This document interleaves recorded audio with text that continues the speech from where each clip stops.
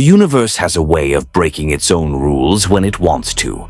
Across infinite dimensions, realities brush against each other like soap bubbles in a cosmic wind, most never touching, some merging for an instant before separating forever. In one such moment of impossible contact, a being of pure magical energy found itself torn from a world of swords and sorcery and hurled into a realm where science and martial arts had evolved to godlike heights. Rimuru Tempest's last memory before the transition was analyzing a spatial distortion in the Jura forest, something his ultimate skill Raphael had flagged as anomalous even by his world's chaotic standards. Then came the sensation of being unmade and remade simultaneously. Every particle of his slime body stretched across dimensions that shouldn't exist. When consciousness returned, he was falling through an alien sky toward a blue-green planet that looked almost like Earth, but felt fundamentally different. He stabilized his form mid-descent, shifting from a small blue slime into his human appearance. A slender figure with blue hair and golden eyes that processed information faster than most supercomputers. Below him stretched a landscape of rolling hills, scattered cities, and something else that made Raphael's analysis routines spike with interest: energy signatures. Thousands of them. Tens of thousands. Not magical power, not spiritual energy, but something new entirely. Notice: unknown energy type detected. Designation: Chi. Analyzing properties: biological in origin, distinct from magicules, capable of exponential growth through training and emotional catalysts. Recommend immediate observational study before direct interaction. Rimuru descended toward a particularly dense cluster of key signatures, his curiosity overriding caution. This world's dominant species appeared human or close enough, walking upright, building cities, likely possessing language and culture. But the sheer concentration of power in some individuals defied everything he knew about baseline humanoid capabilities. One signature in particular burned like a miniature sun, radiating warmth and combat-ready intensity, even at rest. He touched down in a forest clearing, immediately extending his magical sense to map the surrounding area. The technique worked, but felt sluggish, like trying to swim through honey. Raphael's analysis came back instantly. The ambient energy of this universe contained virtually no magicules. Magic would function, but without the environmental support system he'd grown accustomed to. He'd need to rely more heavily on his intrinsic abilities and adapt quickly. A rustling in the underbrush snapped his attention sideways. Rimuru tensed, ready to activate his defensive skills, but what emerged was merely a small dinosaur-like creature with vibrant purple scales. It regarded him with more curiosity than fear, then continued on its way. Prehistoric fauna coexisting with modern civilization. This world's evolutionary path had clearly diverged from his original Earth in fascinating ways. He needed information. Language, culture, power structure, current threats, the standard intelligence gathering any leader would prioritize when stranded in unknown territory. Rimuru shifted back into his slime form, reducing his profile to something less threatening, and began moving toward the nearest city. If this world followed any logical pattern, urban centers would provide the fastest access to knowledge. What he didn't know, what even Raphael's vast analytical capabilities couldn't predict, was that his arrival had already been noticed. Across the planet, in a place called Kami's Lookout, an ancient guardian felt a disturbance in the natural order. In West City, a blue-haired genius looked up from her workbench as her radar detected an energy signature that didn't match any known biological profile. And in a small house in the mountains, a Saiyan raised on Earth paused mid-bite of his massive meal, sensing something new had entered his world. The Dragon Ball universe had just gained its most unpredictable element yet. If you want to see more characters enter different universes, hit that subscribe button and drop the name of a character and the universe you'd want to see them in down in the comments below. May the Force be with you. Rimuru Tempest was about to discover that in this world, power came not from magic or political acumen, but from the infinite potential locked inside every living being's fighting spirit. And he was going to have to learn fast because the universe's deadliest warriors were already on their way to investigate the mysterious new arrival. Goku arrived first, which surprised exactly no one who knew him. The Saiyan warrior touched down in the forest clearing with characteristic enthusiasm, his orange eye barely disturbed by the sonic boom of his flight. His dark eyes scanned the area with the intensity of someone who'd fought gods and lived to tell about it. Beside him materialized Piccolo, the Namekian's weighted cape billowing in the displaced air, his expression carrying its usual mix of suspicion and tactical assessment. "You feel that too, right?" Goku asked, his voice carrying that peculiar blend of innocence and battle-hardened wisdom. "It's different from anything I've ever sensed before. Not android cold like Yero's machines, but not like normal Ki either." Piccolo's antennae twitched as he extended his senses through the forest. "Whatever it is, it's masking its power. Either it's weak and trying to hide, or strong enough to suppress its energy signature completely. Given that Kami felt disturbed enough to contact me directly, I'm betting on the latter." From the shadows of a nearby tree trunk, Rimuru observed the two warriors with fascination. Raphael was working overtime, cataloging every detail, their biological structures, the way Ki flowed through specialized pathways in their bodies, the casual deployment of flight without any visible magical support system. The green one possessed regeneration capabilities that rivaled his own, plus those fascinating antennae that seemed to function as both sensory organs and communication arrays. The spiky-haired one in orange radiated power like a nuclear reactor running at a fraction of its capacity, and something in his stance suggested combat experience that transcended mere technique. Analysis complete. Subjects designated Orange Warrior and Green Warrior possess Ki levels approximately 150,000 and 120,000 respectively in current suppressed states.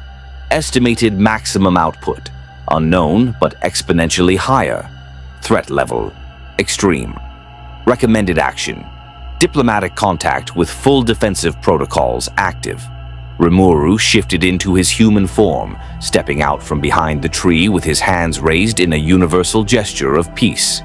"Hello there. I don't suppose either of you speaks Japanese or English? I'm kind of new to this planet and could use some directions." Both warriors snapped into combat stances instantly, Kai flaring around them like visible auras. Goku's energy spiked to over 300,000 before he caught himself and powered back down, his expression shifting from alarm to sheepish apology. "Oh man, sorry about that. You startled us. We're not usually this jumpy, but we've had some bad experiences with strangers showing up unannounced." "Speak for yourself," Piccolo growled, maintaining his defensive posture.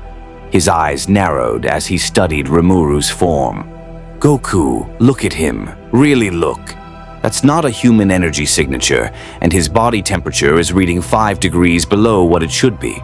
Plus, his power level keeps fluctuating. It's there 1 second, gone the next." Rimuru kept his expression neutral, impressed by the Green Warrior's perceptiveness. In his original world, only beings like Hinata or Guy Crimson could have detected such subtle physiological differences. "You're quite observant. My name is Rimuru Tempest, and you're correct. I'm not from around here, as in not from this dimension at all. I was investigating a spatial anomaly in my world when something went wrong, and I ended up here." Goku's eyes widened with excitement rather than suspicion. "No way! You're from another dimension? That's so cool! I'm Son Goku, and this is Piccolo. We've dealt with some pretty weird stuff before, but interdimensional travel is new." He stepped closer, his natural friendliness overriding Piccolo's cautionary glares. "Are you strong? Do you know how to fight? What kind of techniques do you use?" "Goku, focus," Piccolo interjected, though his stance had relaxed slightly. "Rimuru Tempest. If that's your real name, you need to understand something. This planet has been through multiple invasion attempts in recent years. Aliens who wanted to conquer us, androids programmed to kill us, and worse. We've learned to be careful about powerful beings who appear out of nowhere." Rimuru nodded slowly, recognizing the trauma beneath the suspicion. These people had been hurt repeatedly by threats from beyond their world. Trust would need to be earned, not assumed. I understand completely. In my world, I'm the leader of a nation called Tempest, a place where humans, monsters, and other races live together peacefully. I've fought invaders too, beings who wanted to destroy everything I'd built, so I know what it's like to be cautious. He held out his hand, and for a moment, blue magical energy danced across his palm. A simple water sphere, perfectly controlled, violating no physical laws but clearly operating on principles foreign to this universe. I use what my world calls magic, though I can see your abilities work on a completely different system. I'm not here to conquer or destroy. Honestly, I'm just trying to figure out how to get home, and maybe help out while I'm stuck here if that's what it takes to earn trust. Goku's grin widened to impossible proportions. "Magic. Piccolo, did you see that? Real magic." He bounced on his heels like an excited child. "You've got to come back to Kame House with us. Master Roshi will flip out, and Bulma has all sorts of technology that might help you figure out the dimensional travel thing. Plus, if you can fight, maybe we can spar. I've been itching for a challenge ever since I got back from Yardrat." Piccolo sighed, recognizing that Goku had already made his decision. The Namekian's tactical mind, however, was already working through scenarios. If this Rimuru truly possessed dimensional travel capabilities and magical abilities unknown to their universe, he represented either a valuable ally or a catastrophic threat. Better to keep him close and monitored than let him wander freely. "Fine, but I'm telepathically contacting Kami and the others. If this goes south, we'll have backup ready." Rimuru appreciated the pragmatism. In Piccolo's position, he'd have done the same thing. "That seems reasonable. I'm happy to answer questions and demonstrate my abilities in a controlled environment. Though I should warn you, I have some skills that might seem disturbing at first glance.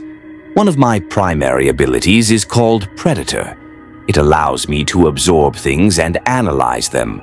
"Absorb?" Piccolo's voice went flat and cold.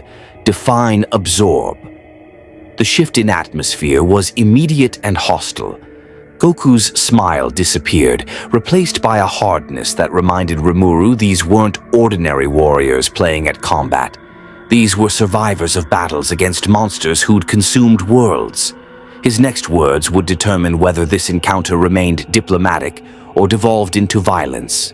Rimuru chose his words carefully, aware that one wrong phrase could trigger a fight he wasn't prepared for. "I can consume non-living matter, analyze its structure, and replicate its properties. I can also absorb energy attacks directed at me and convert them into my own power. I don't consume sapient beings. That's a line I don't cross. In my world, I've used this ability to understand technology, neutralize magical attacks, and learn new techniques by studying them." The tension didn't fully dissipate, but it eased enough for Goku to relax his clenched fists. Piccolo, however, continued studying Rimuru with the intensity of someone who'd seen evilware-friendly faces before. "We've encountered something similar, a creature named Cell who absorbed people to achieve his perfect form. He nearly destroyed the planet before we stopped him. You'll understand why that particular ability makes us nervous. Cell was defeated years ago," Goku added, his voice carrying a weight that suggested the memory still haunted him. "But the things he did, the people he absorbed. Let's just say we're not eager to see anything like that again. Rimuru felt a chill despite his slime physiology's immunity to temperature changes. This universe's history was darker than he'd initially assessed. I give you my word as the leader of Tempest, and as someone who's fought to protect innocence. I won't use my abilities on any person without their explicit consent, and only then for healing or beneficial purposes. If that's not enough assurance, I'm willing to submit to monitoring or restrictions while I'm here. Goku's smile returned, genuine and warm. You know what? I believe you. I'm usually pretty good at reading people, and you don't feel evil. Right, Piccolo? The Namekian grunted non-committally, but gestured toward the sky. Let's get moving. Standing around talking in the woods isn't accomplishing anything. Bulma's at Capsule Corporation. She'll want to scan you with every piece of technology she owns, and Vegeta's probably there training. Fair warning, he's even less trusting than I am. They took to the air, Goku offering to carry Rimuru until the slime-turned Demon Lord politely demonstrated his own flight capabilities. The shift in both warriors' expressions was priceless, Goku's excitement ratcheting up another notch, Piccolo's suspicion deepening as he realized Rimuru's power was far more versatile than initially apparent. As they flew toward West City, Rimuru absorbed everything. The planet's geography suggested a single unified landmass with scattered islands, unusual for a world this size. Cities blended advanced technology with almost rural simplicity. Flying cars coexisted with traditional architecture. Capsule technology provided portable housing, yet poverty and inequality still seemed to exist in pockets. It reminded him of his own world's contradictions, where magic-wielding demon lords ruled territories, while human nations struggled with basic infrastructure. Capsule Corporation's dome gleamed in the afternoon sun, a testament to human ingenuity in a universe where individual warriors could destroy planets with their bare hands. They landed on an expansive balcony where a woman with blue hair and a figure-hugging outfit was already waiting. Some kind of handheld scanner pointed directly at Rimuru. Fascinating, she breathed, eyes glued to the device's readout. His cellular structure is completely foreign. I'm not even sure these are cells in the traditional sense. More like individual organisms working in perfect harmony. And the energy signature is definitely not key. Goku, where did you find him? Forest about 50 miles east of here. Bulma, meet Rimuru Tempest from another dimension. Rimuru, this is Bulma Brief, probably the smartest person on Earth. If anyone can help you figure out how you got here, it's her. Bulma extended her hand for a shake, which Rimuru accepted gratefully. Her grip was firm, her eyes sharp with scientific curiosity rather than suspicion. Another dimension, huh? That actually explains some of the readings I've been getting. My equipment picked up a massive spatial distortion about 6 hours ago, something that made our dimensional radar go haywire. That was you? Most likely, Rimuru confirmed. I'm still trying to understand what happened. One moment I was investigating an anomaly, the next I was falling through your atmosphere. My analytical abilities work differently here. Magic seems significantly weaker without the ambient magicules my universe contains. Magicules? Bulma's expression lit up like a child on Christmas morning. You're telling me magic is a quantifiable energy source in your dimension, with measurable particles. Oh, we are going to have such interesting conversations. Come on, I'll set you up in the lab. We'll run some scans, maybe figure out... A door exploded open. Not violently, but with the kind of aggressive force that suggested the person behind it didn't care about property damage. A man strode onto the balcony, shorter than Goku but radiating contained fury like a caged storm. His black hair stood at sharp angles, his widow's peak giving him a perpetually severe expression, and his eyes, Those dark eyes carried the kind of pride that kingdoms were built on and toppled by. "Kakarot," the man spat, his voice carrying a refined accent that somehow made the insult sound aristocratic. "I felt you power up earlier. What threat are you bothering with now that you didn't think to—" He stopped mid-sentence, gaze locking onto Rimuru. "Who is this?" The air pressure changed, not physically but spiritually. Rimuru's danger sense flared as this new arrival's ki surged, washing over him like a tidal wave of concentrated battle lust and suspicion. This was a predator, a warrior who'd carved his identity from violence and refused to apologize for it. "Vegeta, calm down," Goku said, though his own posture had shifted into something more alert. "This is Rimuru. He's from another dimension and he's friendly." "Friendly?" Vegeta's laugh was razor-edged. "I've heard that before, right before entire worlds burned." He crossed his arms, Kai still radiating at threatening levels. "Let me guess, another lost soul with mysterious powers who just happens to arrive before some new catastrophe. How convenient." Piccolo stepped between them, his expression dark. "Stand down, Vegeta. We've already established he's not an immediate threat. You've established he's not stupid enough to attack while outnumbered," Vegeta countered. "There's a difference." His eyes never left Rimuru, analyzing every micro-expression, every slight shift in stance. "I've met thousands of warriors across dozens of worlds. You know what I see when I look at you, someone who's fought real battles, someone who's killed when necessary. Am I wrong?" The question hung in the air like a blade. Rimuru met Vegeta's gaze without flinching, recognizing the test for what it was. This man respected strength and honesty, nothing else. "You're not wrong. I've killed those who threatened my people and my nation. I've waged war against kingdoms and demon lords who left me no choice. I'm not some peaceful wanderer who stumbled into your world by accident. I'm a leader who fought for everything he built, and I'd do it again without hesitation." Vegeta's expression shifted, not quite a smile, but something close to respect. Finally, someone who doesn't pretend to be something they're not. His ki dropped back to resting levels, the threat dissipating as quickly as it had emerged. "Fine, you can stay. But if you make one move that suggests you're a threat to this planet, I'll personally ensure you don't survive long enough to regret it." "Vegeta," Bulma's voice cracked like a whip. "That's enough.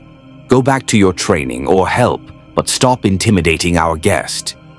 The Saiyan prince's expression softened microscopically when he looked at her, a crack in the armor that suggested depths beneath the aggressive exterior. "As you wish, woman." He turned to leave, then paused. "Kakarot, when you're done playing ambassador, come find me. I want to test this dimension hopper's abilities myself. If he's truly from a world of warriors, let's see if he knows how to fight." As Vegeta vanished back into the building, Goku rubbed the back of his head sheepishly. "Sorry about that. Vegeta's intense, but he's a good guy once you get to know him. Sort of. Sometimes." Rimuru allowed himself a small smile. "He reminds me of someone from my world, actually. All pride and aggression on the surface, but fighting to protect what matters underneath." Bulma guided them toward her laboratory, already rattling off questions about dimensional physics and magical particle theory. As they walked, Rimuru caught Piccolo watching him from the corner of his eye.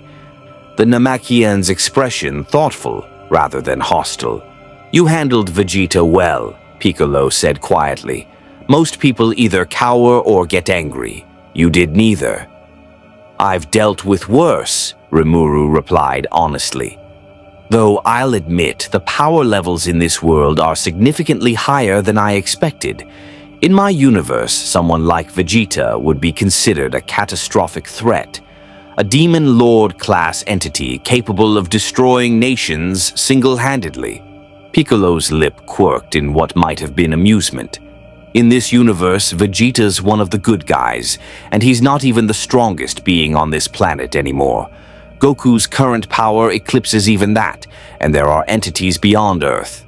Gods, actually, who could obliterate solar systems without breaking a sweat. The casual way he delivered that information sent chills down Rimuru's metaphorical spine. What kind of universe had he fallen into, where the baseline power scale made his own world's strongest warriors look quaint by comparison? Analysis updated. This universe's power ceiling far exceeds initial projections. Recommend accelerated observation and adaptation. Priority objective: understand Kai mechanics and integrate with existing skill set. Secondary objective: identify current threats and potential allies. Tertiary objective: locate method of dimensional return while maintaining positive relationships. They entered the laboratory, a sprawling space filled with technology that made Rimuru's engineer mind ache with curiosity. Bulma immediately began hooking him up to various scanners, her scientific excitement overriding any lingering suspicion. Okay, Rimuru, let's see what makes you tick. Fair warning, some of these scans might feel weird. We're going to be looking at everything from your cellular structure to your energy field to your dimensional resonance. If anything feels dangerous or invasive, just say so and we'll stop. As the machines hummed to life around him, Rimuru reflected on the absurdity of his situation. Hours ago, he'd been the leader of a thriving monster nation, one of the most powerful beings in his world. Now he was a curiosity, a specimen to be studied by a civilization that treated planet-destroying power as commonplace. But he'd adapted before. He'd gone from salaryman to slime to demon lord. He'd built a nation from nothing, forged alliances with former enemies, and survived threats that should have killed him a dozen times over. This was just another challenge, another opportunity to grow stronger and learn.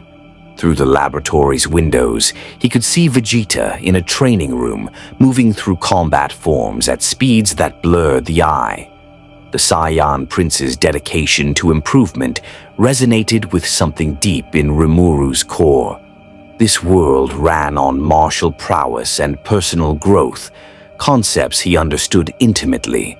If he was going to survive here, he needed to understand Kai, not just observe it, but master it, integrate it with his existing abilities until the distinction between magic and Kai became meaningless.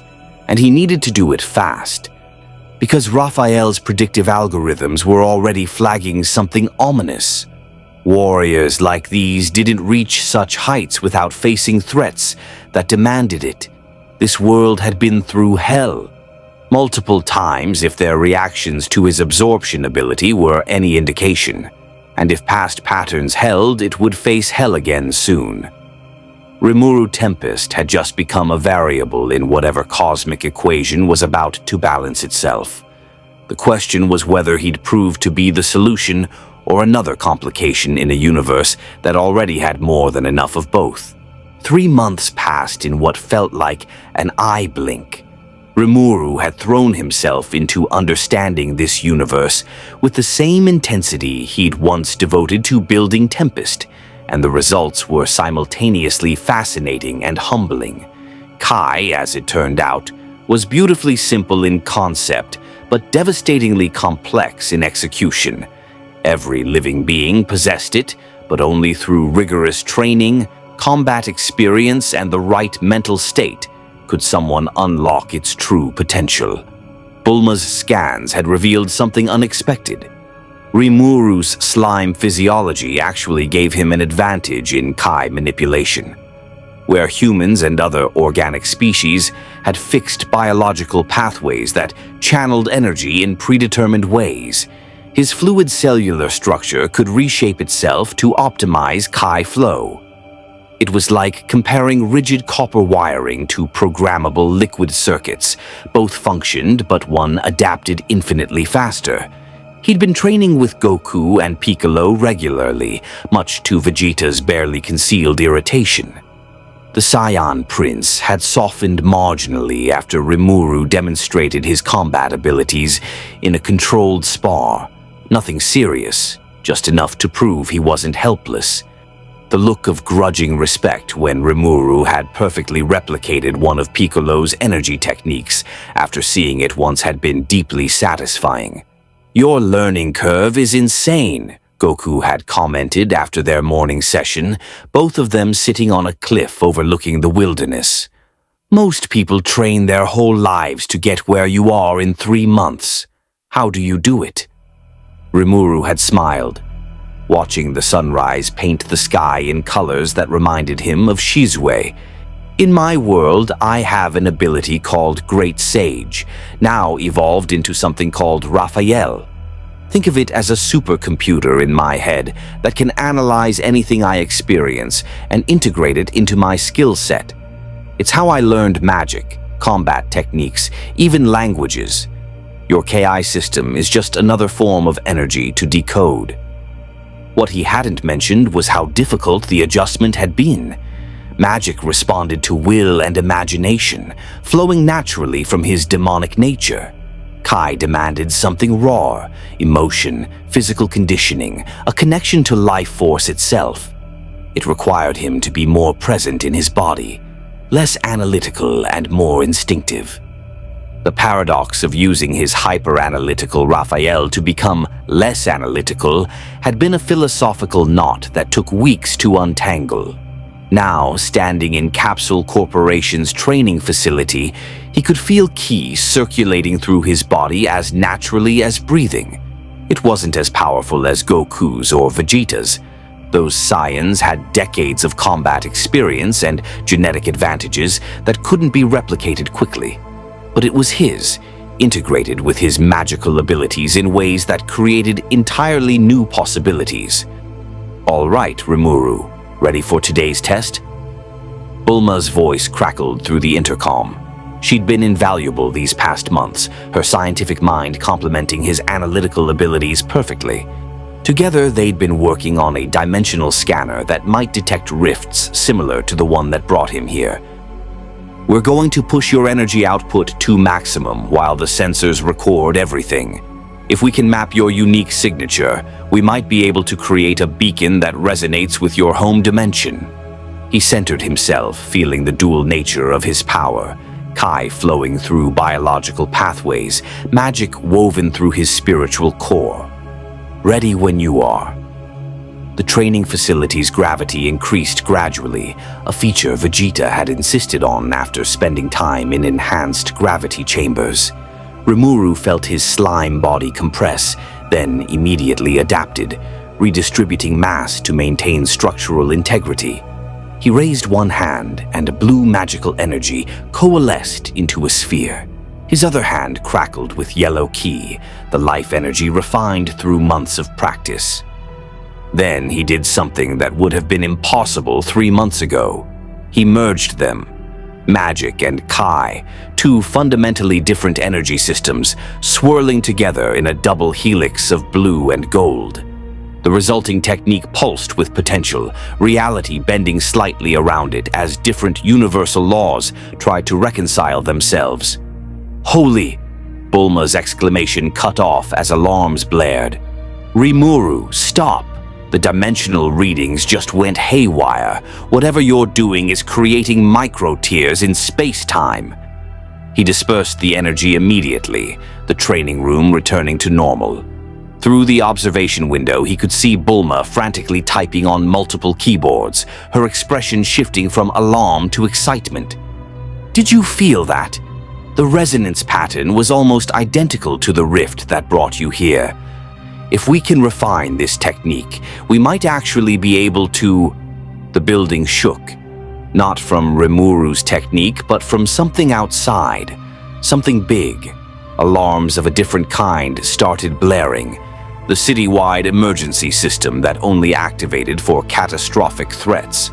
Goku materialized on the balcony outside using instant transmission, his expression grave. "Guys, we've got a problem. Multiple energy signatures just appeared on the outskirts of West City. They're not organic, not Kai-based, But they're strong. Really strong. Piccolo landed beside him, already in combat stance. I'm reading artificial energy sources. Could be androids, but the signatures are different from Gero's models. More refined, more focused. Vegeta emerged from the depths of Capsule Corp, his expression carrying a mixture of anticipation and annoyance. Finally, I was getting tired of peaceful training. He glanced at Rimuru. Time to see if those 3 months were worth anything. Try not to die embarrassingly. They flew toward the energy signatures, Rimuru keeping pace easily despite his relatively recent mastery of flight. As they crested a hill overlooking the city, he got his first look at the threat. 3 humanoid figures standing amid the rubble of destroyed buildings, each one impossibly beautiful and utterly emotionless. They looked human at first glance, one male with long blonde hair and a serene expression, one female with short black hair and ice blue eyes, one androgynous figure with silver hair that seemed to move despite the absence of wind. But Raphael's analysis painted a different picture. No life signs, no Kai signatures. Pure mechanical construction with energy cores that operated on principles he didn't recognize. Analysis complete. Entities identified as advanced artificial constructs. Energy cores utilize unknown power source, not ki, not magic, possibly antimatter or dimensional energy. Threat assessment, extreme. Combat capability estimated at or above current Z fighter levels. Recommendation, extreme caution. Androids, Vegeta spat, his Ki flaring golden for a moment before he forced it back down. More of Gero's trash? Piccolo shook his head slowly. These aren't Gero's style.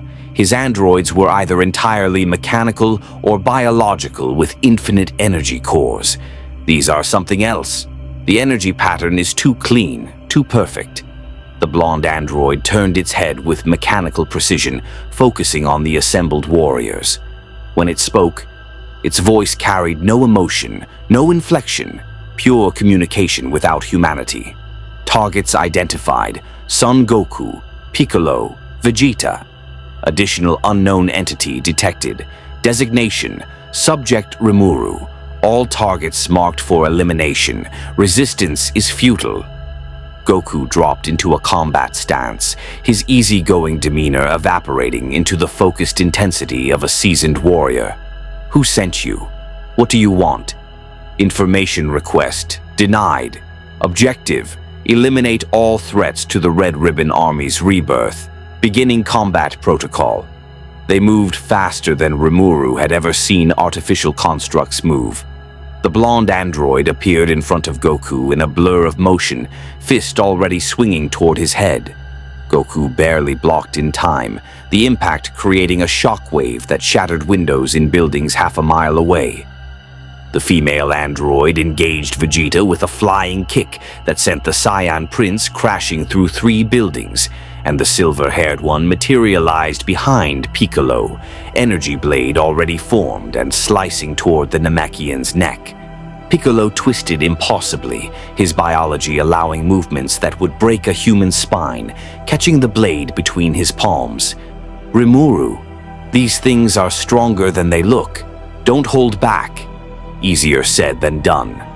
Rimuru activated Predator's analysis function, his golden eyes tracking the android's movements as Raphael built combat profiles at lightning speed. They were fast, faster than him at current power levels. They were strong, each one matching a Zed fighter in direct combat. And they were coordinated, their attacks flowing together like a choreographed dance of destruction. The silver android disengaged from Piccolo and turned its attention to Rimuru, apparently deciding he was the unknown variable that needed elimination. It crossed the distance between them in microseconds, a speed that would have been invisible to his old human eyes. But Rimuru wasn't human anymore, hadn't been for years. He activated thought acceleration, time slowing to a crawl as his perception speed multiplied 1,000-fold. In that frozen moment, he analyzed everything.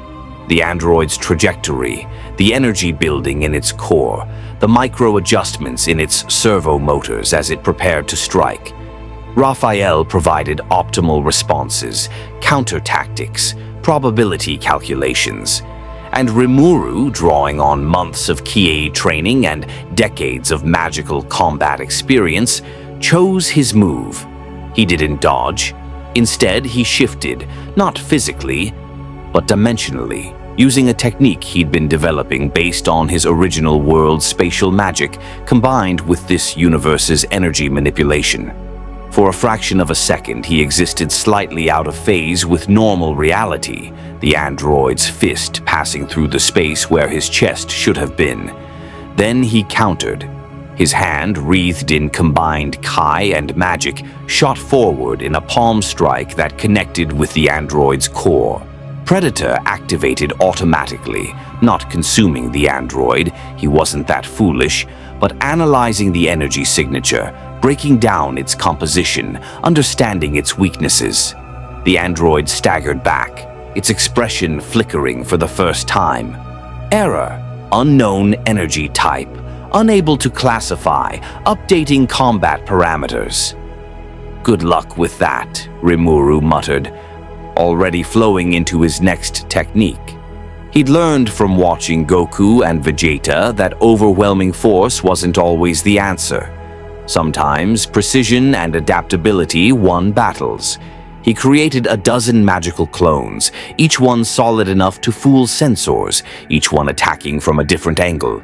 The android's processing power was impressive. It identified and destroyed 10 of the clones within seconds, its energy projection weapons firing with machine precision. But the two that got through delivered solid hits, staggering the construct and creating openings for Rimuru's real assault. He unleashed a technique he'd been developing, a fusion of Kai-based energy attacks and his world's magic. Spiraling bolts of blue-gold energy erupted from his hands, each one tracking independently, each one adapting its trajectory based on the target's movements. The android tried to dodge, tried to block, but Raphael's calculations had predicted 17 possible evasion paths and created attacks for each one. The bolts connected, and the android's chest plate cracked. Warning lights flared across its body as internal systems struggled to compensate. It raised one hand, energy building for what was probably a devastating counterattack, but Piccolo's special beam cannon pierced its shoulder from behind, spinning it around and disrupting the charge. "Nice work," Piccolo called out, already moving to support Goku against the blonde android. "Keep the pressure on." Rimuru didn't need the encouragement. He pressed his advantage, combining close-range martial arts, learned from sparring with Goku, with his natural slime abilities. His body flowed around the android's strikes, absorbed impacts that should have shattered bones, and reformed instantly to deliver counterattacks from impossible angles. It was working. The android was on the defensive, its combat algorithms struggling to adapt to an opponent whose biology and energy system didn't match any existing database. Rimuru allowed himself a moment of satisfaction. 3 months ago, he would have been helpless against something this powerful. Now he was holding his own against a threat that required Z-Fighter intervention. Then the android's eyes flashed red, and everything changed. Protocol override, emergency combat mode activated, acceptable casualty rate, 100%, initiating self-destruct sequence. Raphael's warning came instantaneously. Alert, energy core reaching critical mass. Estimated yield, city-destroying explosion in 10 seconds. Recommend immediate evacuation or containment measures. 10 seconds to save West City. 10 seconds to prove he belonged in this world of gods and warriors. 10 seconds to show that Rimuru Tempest, demon lord of the Jura Forest, could be a hero in any universe. He made his choice in less than one. Predator! The word tore from Rimuru's throat as he activated his most fundamental ability, the one that had defined his existence since reincarnation. His slime body expanded impossibly, forming a massive maw of blue-black energy that engulfed the android completely. The self-destruct sequence was already cascading through its systems, energy building toward catastrophic release, but Rimuru didn't try to stop it. He contained it. Inside his predator space, the android detonated with the force of a nuclear weapon. The explosion would have vaporized everything within a 3-mile radius, turned West City into a smoking crater, killed thousands of innocent people. Instead, it detonated inside a pocket dimension where Rimuru's consciousness existed alongside his absorbed materials, and he felt every agonizing second of it. Pain. God. The pain. Energy not meant for organic consumption burning through his essence, threatening to tear him apart from the inside. Raphael screamed warnings about structural integrity failure, about core damage, about the very real possibility that he might not survive this. But Rimuru held on, compressing the explosion, absorbing what he could, bleeding off excess energy through controlled releases into the upper atmosphere. When it was over, 3 seconds that felt like hours, he collapsed to his knees, his human form flickering as his slime body struggled to maintain cohesion. Smoke rose from his skin, and blue ichor that passed for blood in this form dripped onto the broken pavement. "Rimuru!" Goku's voice cut through the ringing in his ears. The Saiyan appeared beside him, hands already glowing with healing ki, something he'd learned from Dende. "That was insane. Are you okay?" "Functionally," Rimuru gasped, accepting the healing energy gratefully.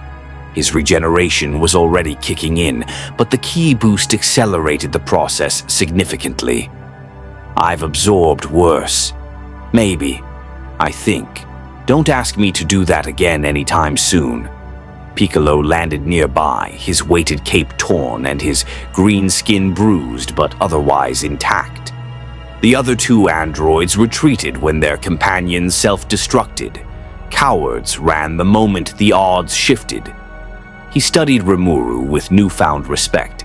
"That was either the bravest or stupidest thing I've seen this month. You could have been killed. So could thousands of people if I'd let it explode normally," Rimuru countered, finally managing to stand. His legs felt like jelly, but his healing factor was working overtime. "Besides, I got something valuable out of it."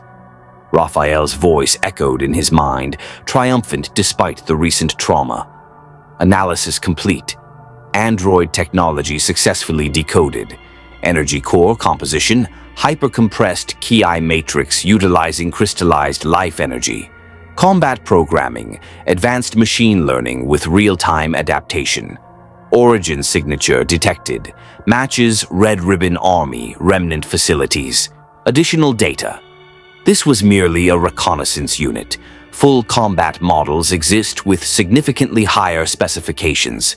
That last part sent chills down his spine. These had been reconnaissance units. If the full combat models were stronger, this world was in for a nightmare scenario. "We need to talk to the others. These androids mentioned the Red Ribbon Army's rebirth. Does that mean anything to you?"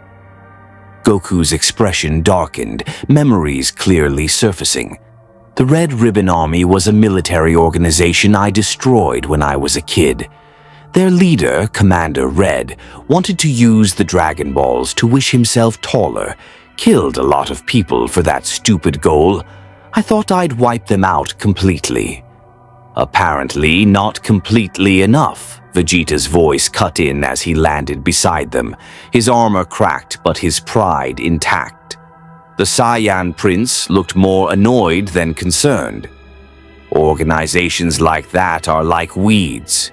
You think you've destroyed the root, but some fragment always survives, festering in the shadows until it's strong enough to resurface." Bulma's voice crackled through their communicators, her tone urgent. "Guys, get back to Capsule Corp immediately. I've been monitoring the situation. And we've got a massive problem. Those androids were transmitting data the entire fight. combat footage, power level analysis, everything. Whoever built them now knows exactly what you're capable of. They flew back in tense silence, each warrior lost in their own thoughts. Rimuru used the time to fully integrate the android's technology data, Raphael working through terabytes of information at speeds that would make Bulma's supercomputers jealous. By the time they landed, he had a comprehensive understanding of their enemy's capabilities, and it wasn't encouraging. The laboratory had transformed into a war room. Bulma had pulled up holographic displays showing the android attack sites, energy signature analysis, and historical Red Ribbon Army data. Yamcha was there too, the scarred warrior looking concerned but determined. Krillin had arrived via instant transmission with Goku's help, the short monk's expression grim. "Okay, here's what we know," Bulma began, pointing to the largest display. The Red Ribbon Army was supposedly destroyed 17 years ago by Goku, but clearly someone survived and rebuilt. These androids represent technology decades ahead of anything I've seen, which is saying something, considering I built a time machine. "Time machine?" Rimuru interjected, unable to help himself. "You've mastered temporal mechanics in this universe." "Long story," Bulma waved off the question. "Point is, whoever's building these androids has resources, intelligence, and a serious grudge. The fact that they specifically named Goku, Piccolo, and Vegeta means they've been watching you for a while." Piccolo crossed his arms, antennae twitching thoughtfully. "They also identified Rimuru, and he's only been here 3 months. Either they have surveillance systems we don't know about, or someone's been feeding them information." The implication hung heavy in the air. A traitor?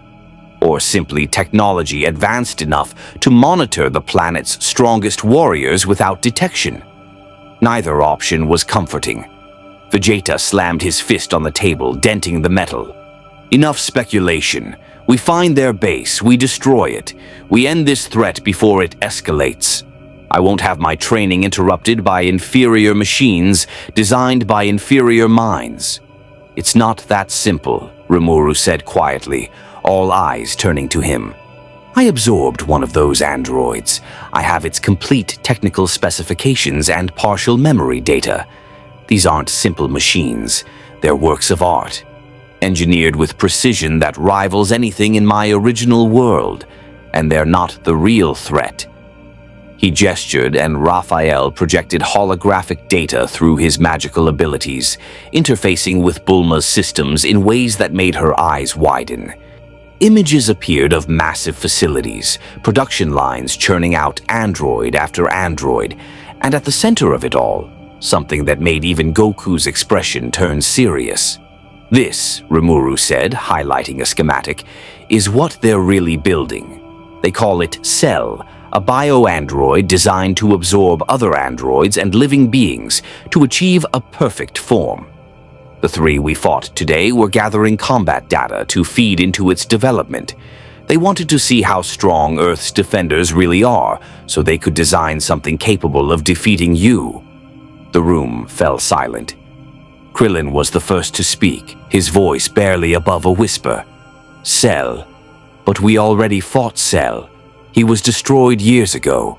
Gohan killed him."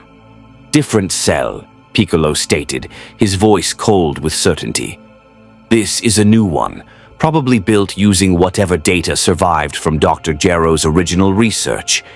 But if they're incorporating modern combat data and 3 months of observing our current power levels..." He didn't finish the sentence. He didn't need to. Goku's hands clenched into fists, ki crackling around him involuntarily. "We can't let another Cell happen. Last time, too many people died. Gohan had to sacrifice everything to stop it. I won't put my son through that again." "Then we go on the offensive," Vegeta declared, his tactical mind already working through scenarios. "We find their base. We destroy their production facilities, and we kill this Cell before it reaches completion. Overwhelming force, no hesitation, no mercy." Rimuru appreciated the directness, but his experience leading Tempest had taught him that brute force wasn't always the answer. We need intelligence first. Rushing in blind against an enemy that's been studying us is suicide. They'll have countermeasures, traps, contingencies. We need to know what we're walking into. Rimuru's right, Bulma agreed, already typing commands into her computer. Give me 24 hours. I can use the android data he absorbed to reverse engineer their communication protocols. If we can hack into their network, we'll know everything. Base locations, production schedules, cells development progress, all of it. 24 hours is a long time, Yamcha pointed out, his hand resting on his sword hilt. They could complete Cell in that time. Raphael's analysis appeared in Rimuru's mind. Probability assessment. Cell completion requires minimum 72 hours based on observed production timelines. Current development stage, 67% complete. Bulma's time frame is acceptable risk. We have time, Rimuru assured them. 3 days minimum before Cell reaches completion, probably longer. They're not rushing, they're being methodical, incorporating every advantage they can. That gives us a window to prepare. Piccolo nodded slowly. A coordinated strike, then. Bulma hacks their systems. We identify the primary base, and we hit them with everything we have before Cell wakes up. His eyes fixed on Rimuru. You've only been training for 3 months. Are you sure you're ready for something like this? Rimuru met his gaze steadily. In his original world, he'd faced demon lords, dragons, and armies that could shatter mountains. He'd led his people through wars, made impossible choices, and emerged stronger each time. This universe's power scale was higher, yes, but the principles remained the same. Protect the innocent, eliminate the threat, and never back down when people were counting on you. I'm ready, he said simply.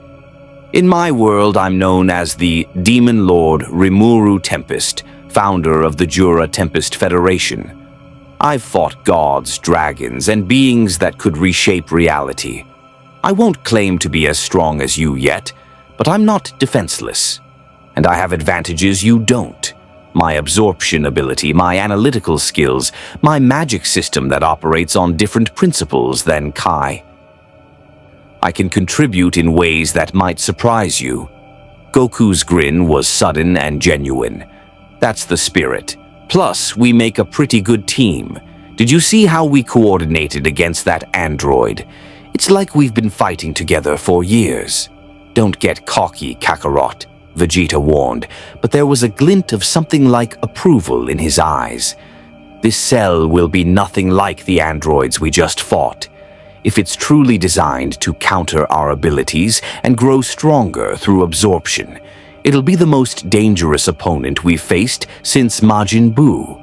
The name meant nothing to Rimuru, but the way everyone tensed suggested this Majin Buu had been a catastrophic threat.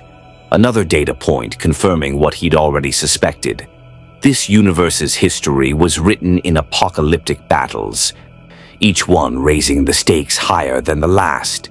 We'll train, Piccolo declared. All of us. Rimuru, you've made impressive progress in 3 months, but you need to push harder.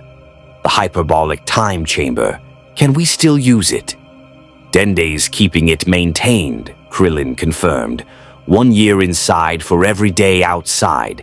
It's brutal, but effective. Rimuru's mind raced with possibilities. A year of training compressed into a single day. With his learning speed and Raphael's analytical capabilities. I'm in. What do I need to know? It's harsh, Goku warned. Extreme temperature swings, heavy gravity, thin air, and total isolation except for whoever goes in with you. Most people can't last more than a few hours. I've survived worse. Rimuru's thoughts flickered to the isolation after Shizue's death. The loneliness of leadership. The burden of making choices that cost lives. Physical hardship was manageable. Emotional hardship was what broke people. When do we start? Tomorrow morning, Piccolo decided. I'll take you in first. We'll work on pushing your KI control to its absolute limits and integrating it more thoroughly with your magic. If you're going to face Cell, you need to be operating at a level far beyond what you showed today.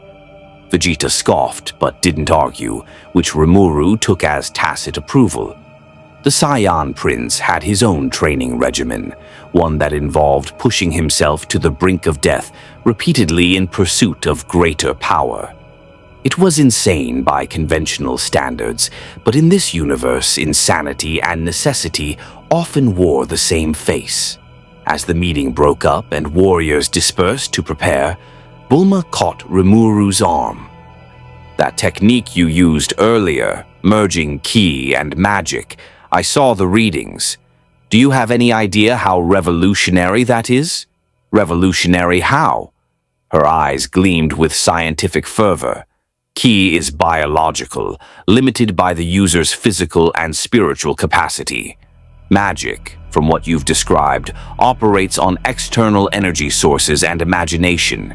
If you can truly merge them, you're creating a hybrid energy system that could theoretically have unlimited applications. That's paradigm shifting. Rimuru considered this. In his world, magic was commonplace. Here it was alien, novel, unexplored. Could he leverage that uniqueness into an advantage against Cell? Create techniques that a bio-android designed to counter Kai-based abilities wouldn't expect? I'll need to experiment more, he admitted.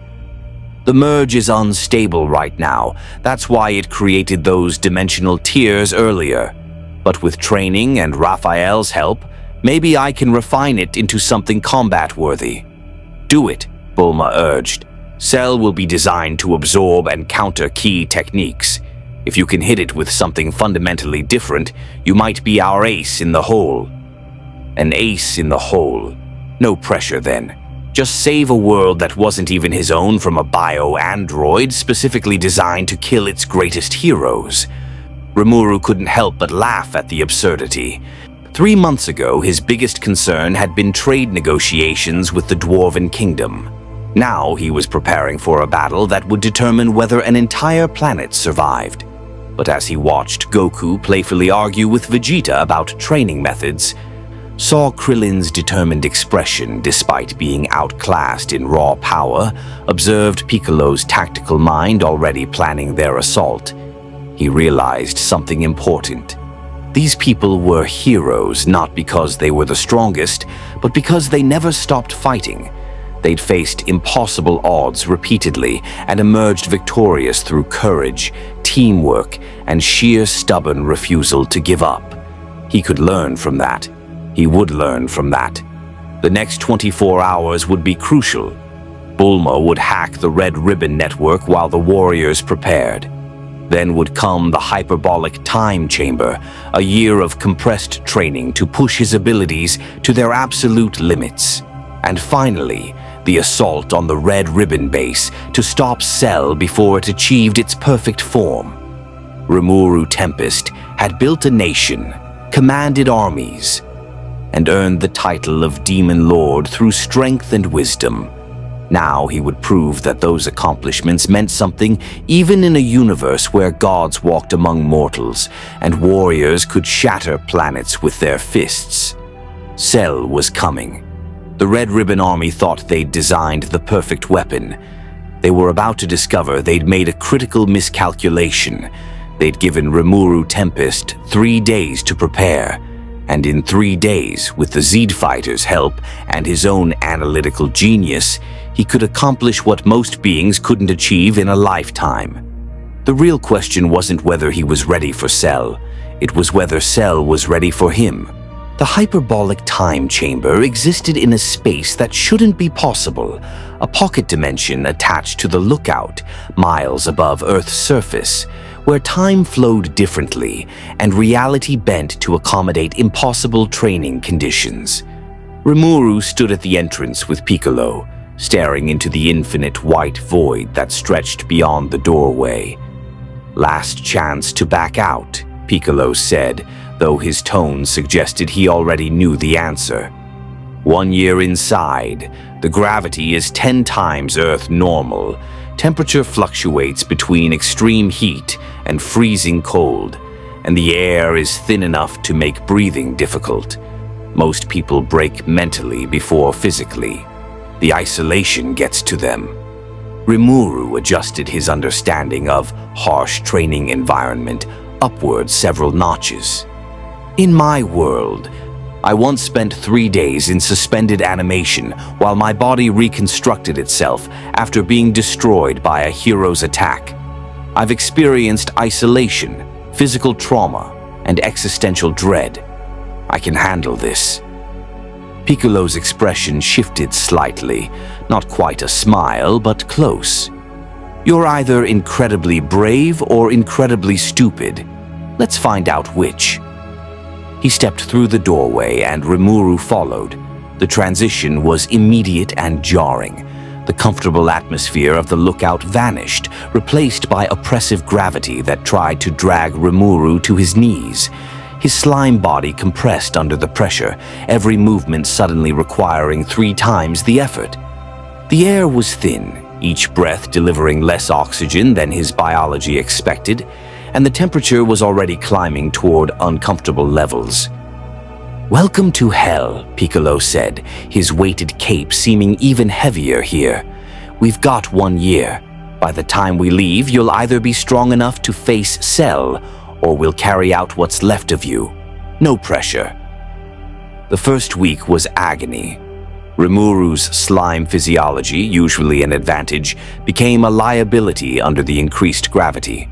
His body wanted to spread out, to minimize pressure by increasing surface area, but that made him vulnerable and slow.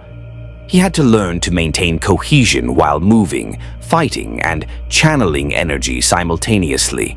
Piccolo was a merciless instructor, his teaching style a brutal combination of demonstration and baptism by fire. He'd show a technique once, then attack at full speed, forcing Rimuru to adapt or suffer the consequences. And suffer he did. His body was destroyed 17 times in the first week alone, reduced to puddles of blue slime that had to painstakingly pull themselves back together. But each destruction taught him something. Each reconstruction made him stronger. And Raphael never stopped analyzing, cataloging, optimizing. Progress report. Week 1. Kai control improved by 34%. Physical durability increased through repeated destruction counter-regeneration cycles. Combat instincts developing rapidly under extreme pressure conditions. Recommendation: continue current training methodology despite apparent brutality. "You're too analytical," Piccolo said during their first break, both of them sitting in the middle of the endless white void. "I can see it in how you fight. You're thinking 3 moves ahead, calculating probabilities, trying to find the perfect response. That works against predictable opponents, but Cell won't be predictable. It'll adapt in real time, just like you do." Rimuru wiped blue ichor from his lip. He'd learned to manifest human injuries when in human form, a psychological trick that helped him process damage even though his slime body didn't technically need blood. "So, what do you suggest? I can't just turn off Raphael, it's part of who I am." "I'm not asking you to turn it off. I'm asking you to trust it to work in the background while your instincts take the foreground." Piccolo created an energy sphere in his palm, the purple-white key rotating with perfect control. "When I fire the special beam cannon, I'm not calculating trajectory and energy output. My body knows what to do because I've trained it 10,000 times. The calculations happen so fast they feel like instinct. That's what you need to develop." The second month focused on exactly that, training his body to execute techniques while Raphael handled the complex analysis subconsciously. It meant getting hit. A lot. Piccolo's attacks came from impossible angles at speeds that pushed Rimuru's perception to its limits. Block, dodge, counter, adapt. an endless cycle of violence that gradually became less conscious and more automatic. Somewhere around day 45, something clicked. Piccolo launched a combination attack that should have overwhelmed Rimuru completely. Instead, his body moved without thought, ducking under the first strike, phasing partially intangible to avoid the second, countering with a ki-enhanced palm strike that actually made Piccolo grunt in surprise. "There," the Namekian said, a note of satisfaction in his voice. "That's what I'm talking about. You didn't think that time. You just did it." Raphael handled the calculations automatically, Rimuru realized, breathing hard. "I trusted it to guide my movements without consciously directing it. Like muscle memory, but for a being who doesn't technically have muscles." "Exactly. Now we can start the real training." The third month introduced energy manipulation at a level Rimuru had never attempted. Piccolo demonstrated techniques that bent physics into pretzels, energy attacks that split mid-flight, homing strikes that tracked targets around obstacles, defensive barriers that absorbed attacks and converted them into counter-strikes. And always the emphasis was on efficiency. Every wasted erg of energy, every unnecessary movement, was a potential fatal flaw against an opponent like Cell. Rimuru's magic system integrated beautifully once he stopped trying to force it. Kai and magic weren't opposites. They were complementary, like two colors mixing to create entirely new shades. His water magic became more powerful when infused with ki, creating projectiles that hit with physical force while carrying magical properties. His spatial magic became more precise when guided by Kai control, allowing teleportation over longer distances with greater accuracy. The breakthrough came during a particularly brutal sparring session. Piccolo had pushed Rimuru to his absolute limits, energy reserves depleted, body battered, mind exhausted. Then he attacked with killing intent, a special beam cannon that would have pierced straight through Rimuru's core. In that moment of desperation, instinct took over completely. Rimuru's body moved in ways that shouldn't be possible, phasing partially out of sync with reality using spatial magic, redirecting the attack's momentum with Kai manipulation, and counterattacking with the technique that Raphael created on the fly by combining 17 different skills into one devastating assault. The resulting explosion carved a crater in the Hyperbolic time chamber's indestructible floor. When the smoke cleared, both warriors were down, breathing hard, injured but alive. And Piccolo was smiling, actually smiling. "You just created a new technique under pressure, no planning, no practice runs, just pure combat instinct combined with your analytical abilities working in perfect harmony. Do you understand what that means?" Rimuru did. It meant he'd finally learned to fight like someone from this universe, not through slow, methodical mastery, but through constant adaptation and pushing past limits that should be absolute. The 4th through 8th months became a blur of training, experimentation, and growth. They worked on everything. Close quarters combat, where Rimuru learned to use his shape-shifting abilities offensively. Long-range energy projection that combined magic and ki into hybrid techniques. Defensive strategies that leveraged his absorption ability without relying on it as a crutch. And mental conditioning to resist the kind of psychological warfare that powerful opponents inevitably employed. Piccolo shared stories during their rare rest periods, tales of battles against world-ending threats, of comrades lost and sacrifices made.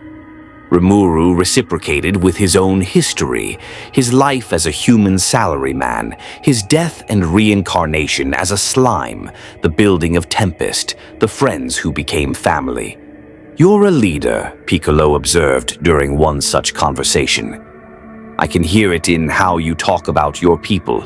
You don't just protect them, you guide them, nurture them, help them become their best selves. That's rare, even among heroes." I had good teachers, Rimuru replied, thinking of Shizue, of the students who'd died and been reborn through his power, of every person who'd trusted him with their lives. And I've made mistakes. Lost people I should have saved. The weight of leadership is knowing that every decision affects hundreds or thousands of lives. Then you understand what's at stake with Cell, Piccolo said quietly. If we fail, if Cell achieves its perfect form, millions will die. Maybe billions if it decides Earth isn't enough. That's the reality we face every time a new threat emerges. And somehow, we have to be strong enough to stop it. The 9th through 11th months focused on refinement. Raw power meant nothing if it couldn't be applied effectively. They worked on precision strikes that concentrated maximum force into minimal area, on energy conservation techniques that allowed longer battles without exhaustion, on combination attacks where their different fighting styles complemented each other perfectly. Rimuru's signature technique emerged during this period, something he called Tempest Genesis. It combined his water manipulation magic, ki projection, spatial distortion, and absorption abilities into a spiraling vortex of blue-gold energy that could either attack or defend, depending on how it was deployed. The technique was unstable at first, sometimes exploding prematurely or fizzling out completely. But with Piccolo's guidance and Raphael's optimization, it gradually became reliable. The final month was dedicated to mental preparation. They meditated in the endless white void, Piccolo teaching Rimuru the Namekian techniques for centering consciousness and achieving clarity under pressure. They discussed strategy, analyzing Cell's likely capabilities based on the android data Rimuru had absorbed. They prepared for every contingency they could imagine and accepted that some things couldn't be predicted. You've come further in 1 year than most warriors do in 10, Piccolo admitted during their last day in the chamber. Your power level is legitimately impressive now, not on par with Goku or Vegeta's peak forms, but more than capable of hanging with the heavy hitters. More importantly, you think like a warrior now. You understand that sometimes the only path forward is through violence, and you don't hesitate when that moment comes. Rimuru looked at his hands, feeling the ki flowing through them as naturally as breathing. He'd entered this chamber as a visitor to this universe, still clinging to his old world's paradigms. He was leaving as something new, a hybrid warrior who combined two universes' power systems into something unprecedented. Thank you, he said simply, for the training, the wisdom, the patience. I know I wasn't the easiest student. Piccolo actually laughed, a rare sound. You absorbed one of my techniques after seeing it twice, and then improved it. You're a nightmare to teach because you learn too fast. But yeah, you're welcome. Now let's get out of this place. We've got a bio-android to kill. They stepped through the doorway together, leaving behind a year of hell and emerging back onto the lookout, where only a single day had passed. Goku was waiting, his expression lighting up when he saw them. Piccolo, Rimuru, how'd it go? Then his eyes widened as he really looked at them. Whoa, your power levels. You guys got really strong. Rimuru could feel it too, not just his increased power, but the way he carried himself. More confident, more certain, more dangerous. He'd entered the hyperbolic time chamber as Rimuru Tempest, leader of a monster nation. He'd emerged as something this universe would recognize, a warrior capable of standing beside Earth's defenders. Dende appeared from the lookout's interior, the young guardian of Earth, sensing the shift in energy. The others are waiting at Capsule Corporation. Bulma successfully hacked into the Red Ribbon network. She knows where Cell is being developed and when it will reach completion. You'll want to hear this. It's not good news. Of course it wasn't. In Rimuru's experience, intelligence gathering never brought good news. But at least now he was ready to face whatever nightmare Bulma had uncovered. 1 year of training compressed into a single day had transformed him from a capable fighter into something far more dangerous. Cell was designed to be the ultimate warrior, the perfect biological weapon. But the Red Ribbon Army had made a critical mistake in their calculations. They'd assumed the Z fighters would face it alone, relying solely on Kai-based techniques and brute force. They hadn't accounted for a slime from another universe who'd spent a year learning to blend magic and Kai into techniques that shouldn't exist. They hadn't predicted that Earth's defenders would gain an ally who could analyze and counter their strategies with machine-like precision while fighting with organic unpredictability. The battle ahead would be brutal, dangerous, and quite possibly fatal. But Rimuru Tempest had never backed down from impossible odds before, and he wasn't about to start now. He had a bio-android to destroy and a world to save. Time to show Cell what happened when you threatened a universe that had adopted him. The Red Ribbon Army's main facility wasn't some hidden mountain base or underground bunker. It was hiding in plain sight as a pharmaceutical research company in North City, complete with legitimate business operations and unsuspecting civilian employees working in the public-facing sections. The real work happened 60 floors below ground, in laboratories that would make even Bulma's advanced equipment look primitive by comparison. Smart, Vegeta admitted grudgingly as they reviewed Bulma's intelligence briefing back at Capsule Corporation. The holographic display showed detailed schematics of the facility, security systems, and most critically, Cell's current development stage. Hide your apocalyptic bioweapon research beneath legitimate operations, even if someone suspects. They can't risk attacking without condemning innocent workers. We don't have that luxury anymore, Bulma said, her expression grim. According to the data I pulled, Cell reaches completion in 48 hours. After that, the activation sequence begins. Once it's awake, it'll be exponentially harder to stop. Rimuru studied the bio-android specifications with growing concern. Raphael was running constant analysis, and every projection came back with the same conclusion. Cell was designed to be unkillable by conventional means. Regeneration that made his own look slow. The ability to absorb biological and mechanical entities to increase power. Combat adaptation that evolved in real time. Energy absorption that could turn opponents' attacks into fuel, and DNA sampling from Earth's strongest warriors, giving it instinctive knowledge of their techniques. They have samples from all of you, he noted, highlighting a section of the data. Goku, Vegeta, Piccolo, even from fighters who died years ago like Nappa and Raditz. Cell will know your fighting styles intimately, predict your strategies, counter your signature techniques. It's not just strong, it's designed specifically to beat you. Then it's a good thing we have you, Goku said with characteristic optimism. Cell won't have data on your abilities. You're our wild card. Krillin raised a practical concern. What about the civilian workers? We can't just blast our way through 60 floors without evacuation. Already handled, Bulma assured him. I've anonymously tipped off local authorities about suspicious activity at the facility. They'll execute a building-wide evacuation in approximately 3 hours, citing a gas leak. That's our window. Hit the facility while civilians are clearing out before the Red Ribbon Army realizes something's wrong. 3 hours.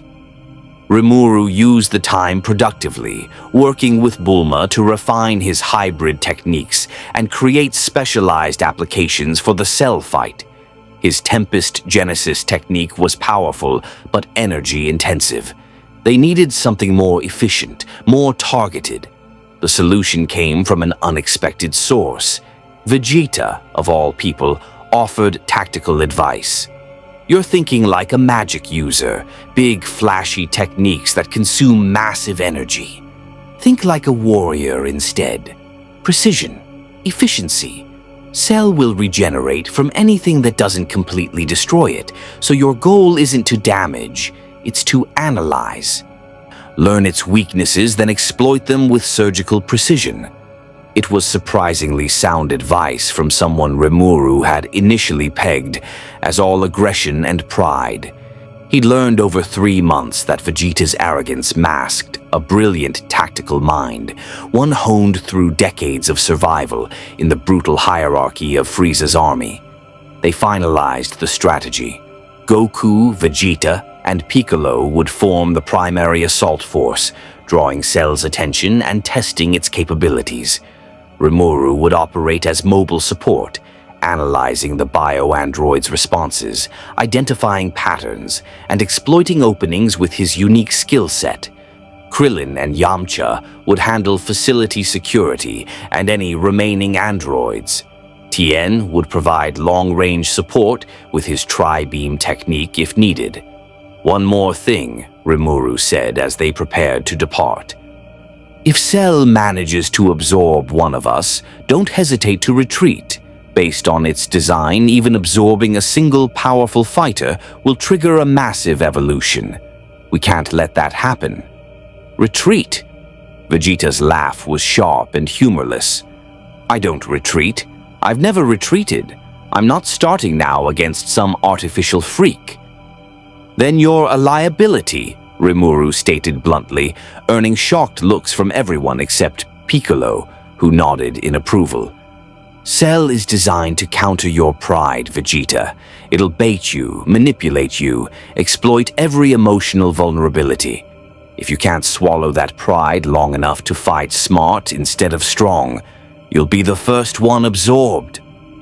The Saiyan Prince's ki flared, but Bulma's hand on his arm stopped the outburst before it began.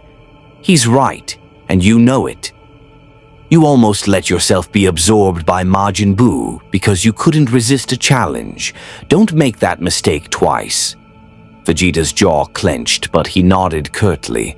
It wasn't agreement exactly, but acknowledgement that the point had merit.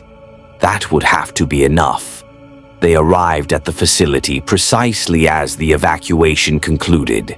Civilian workers streamed out of exits while confused security personnel tried to manage the chaos.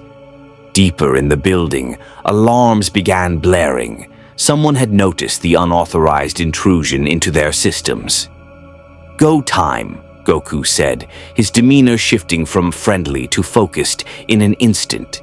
Rimuru, Piccolo, you're with me. We're taking the direct route.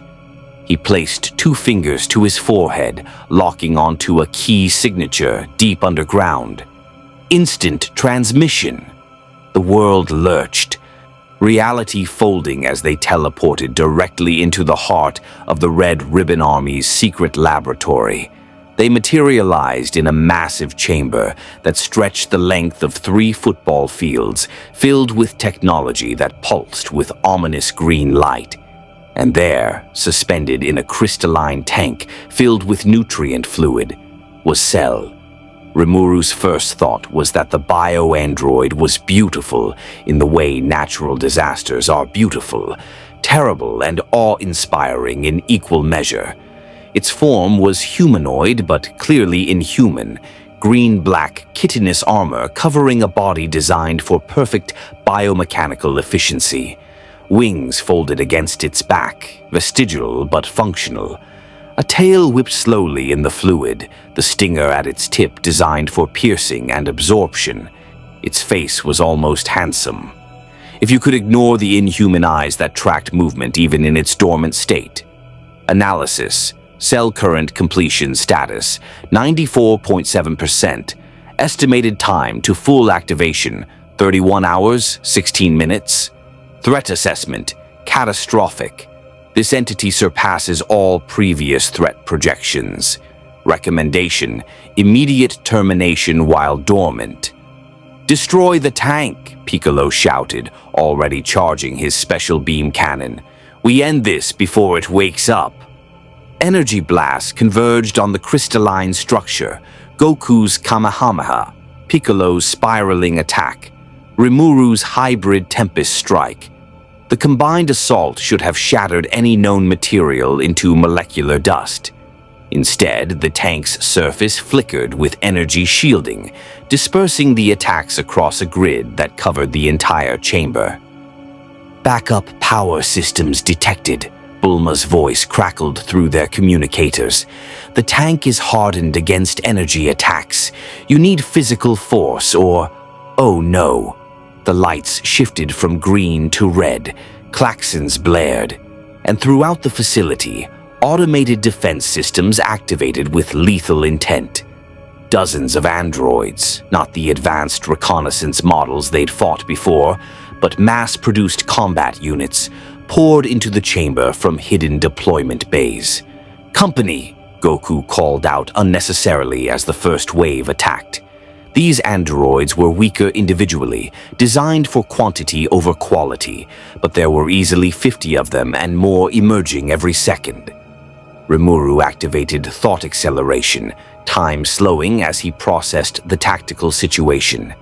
They were surrounded, outnumbered, and every second they spent fighting drones was a second Cell continued developing. They needed a paradigm shift, some approach the Red Ribbon Army hadn't anticipated. Then he noticed something Raphael flagged in the android data he'd absorbed months ago. The tank wasn't just containing Cell, it was feeding it energy, data, genetic material. It was an umbilical connection, keeping the bio-android alive during its development phase. And like any umbilical connection, it had to have a physical component, something that couldn't be purely energy-based, or Cell would have no way to absorb biological matter. "Cover me!" Rimuru shouted, shifting into his slime form and dropping below the android wave. His blue body flowed across the floor like liquid, avoiding attacks by existing in the spaces between them. Behind him, he heard Goku and Piccolo engaging the defense systems with the casual efficiency of warriors who'd done this 1,000 times. He reached the tank's base and began analyzing its structure at molecular levels. There, a network of biotubes feeding nutrients and genetic material into the crystalline chamber. Sophisticated, redundant, designed to survive almost anything, but not designed to survive Predator. Rimuru's body expanded, engulfing the entire base of the tank in a mass of blue-black slime. His absorption ability activated, not trying to consume Cell itself. That would be suicidal, but targeting the support systems. Biotubes dissolved into his essence, their composition analyzed and stored. Energy feeds short-circuited as he severed connections with surgical precision. Data lines were consumed, their information absorbed into Raphael's vast memory banks. The tank's fluid level began dropping as the support systems failed. Inside, Cell's eyes snapped open, not awake, but entering emergency protocols as its development cycle was interrupted. Its body convulsed, incomplete systems fighting to activate before they were ready. "It's waking up!" Piccolo's warning came with edge of panic that Rimuru had never heard from the Namekian before. "We're out of time!" Goku made the decision in a heartbeat. "Everyone out! Instant transmission now!" He grabbed Rimuru and Piccolo, fingers to forehead, preparing to teleport them to safety. But Rimuru had absorbed enough of the tank's data to know the horrifying truth. Cell was 94.7% complete. If it woke now, incomplete and unstable, it would be weaker than designed, but only for a few hours. Once it stabilized, it would be exactly as dangerous as intended, just earlier than scheduled. They had one chance, one opportunity to end this before Cell achieved its perfect form. Rimuru pulled free of Goku's grip. "Get out! I'm finishing this!" "Are you insane?" Piccolo grabbed for him, but Rimuru was already shifting, his slime body flowing toward the cracking crystalline tank. "Cell will absorb you the moment it's free." "Only if I let it." Rimuru's voice was calm, certain. Inside his mind, Raphael was running calculations at speeds that would shame any supercomputer, finding the one narrow path through impossible odds. I've analyzed its incomplete systems. I know its weaknesses. Trust me. Goku's hand lowered, his expression torn between concern and understanding. He'd made similar choices before, betting everything on desperate plans with no guarantee of success. How long do you need? 30 seconds, maybe less if I'm lucky. You've got 20, Vegeta's voice cut in through the communicator as explosions rocked the upper facility. Security just activated their self-destruct sequence. This whole building is coming down. 20 seconds to kill an unkillable bio-android. 20 seconds to save a world that wasn't his own. 20 seconds to prove that Rimuru Tempest belonged among Earth's defenders. The crystalline tank shattered. Cell dropped to the floor, incomplete but alive, its eyes burning with artificial intelligence and predatory hunger. It looked at Rimuru and something like a smile crossed its alien features. Interesting, it said, its voice perfectly modulated despite having never spoken before. You're not in my database, an unknown variable. How delightful. Rimuru didn't bother with banter. He attacked. The first exchange happened faster than untrained eyes could follow. Cell lunged with speed that shouldn't be possible for something just waking from developmental stasis, its stinger-tipped tail whipping toward Rimuru's core with lethal precision. Rimuru phased partially intangible, the tail passing through his shifted form, and countered with a point-blank Tempest strike that carved through the laboratory floor where Cell had been standing a microsecond earlier. They separated, circling each other in the ruins of the chamber. Cell's incomplete form was already adapting. Rimuru could see it happening in real time as the bio-android's body optimized itself, filling gaps in its chitin armor, strengthening musculature, refining its energy pathways. Every second of combat was making it stronger. Fascinating, Cell mused, tilting its head with disturbing casualness. You utilize an energy system I don't recognize, not Ki alone, something else woven through it. Magic. From your dimensional signature, you're not native to this universe. That explains the data gap. Its smile widened. I was designed to be perfect. You're helping me become more than perfect. Raphael's warning flashed. Critical. Cell is analyzing your techniques in real time. Every attack provides data for adaptation. Recommend unpredictable assault patterns. Never repeat same technique twice. Maintain maximum aggression to prevent analysis completion. Rimuru didn't need the advice. He'd already reached the same conclusion. He unleashed a barrage of attacks that would have seemed random to anyone watching. Water spears infused with Kai. Spatial distortions that bent Cell's counterattacks back on themselves, clones that exploded into magical traps when destroyed, energy constructs that violated physics by existing in multiple locations simultaneously. Cell adapted to each one. Not immediately, its incomplete state meant processing was slower than optimal, but with horrifying speed nonetheless. A technique that worked the first time would fail the second. An attack pattern that created an opening would be countered the next iteration. Fighting Cell was like battling a learning algorithm given flesh and killing intent. 15 seconds, Goku's voice reminded through the communicator. The building groaned above them, structural supports failing as the self-destruct sequence progressed. Rimuru, we need to go. Cell's attention flickered toward the communication device. A mistake. Rimuru exploited the momentary distraction with his most desperate gambit. He activated Predator at full power, not to absorb Cell, but to create a zone of absolute consumption around them both. The air itself began breaking down into component molecules, energy was sucked into a vortex of blue-black hunger, and space itself started to crack under the dimensional strain. What? Cell's composure cracked as it felt its own energy being pulled away, its carefully constructed form beginning to destabilize. "What are you doing?" "Leveling the playing field," Rimuru gasped, feeling the technique tearing him apart almost as badly as it was affecting Cell. This wasn't sustainable. Maybe 5 seconds before his core integrity failed. But 5 seconds was all he needed. He released the technique explosively, converting all the absorbed energy into a single, devastating attack. Not his Tempest Genesis. Cell would have adapted to that by now. Instead, something new. A technique he and Piccolo had theorized during their year in the Hyperbolic time chamber, but never successfully tested. An attack that combined spatial magic, key projection, and molecular disintegration into a spike of impossible destruction. Cell tried to dodge. Its incomplete form was fast, but not fast enough. The spike pierced through its chest cavity, not destroying it.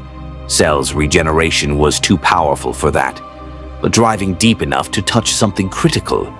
The bio-android's core, the central processor where its consciousness and adaptive algorithms resided. For a frozen instant, Rimuru's predator ability made direct contact with Cell's core systems.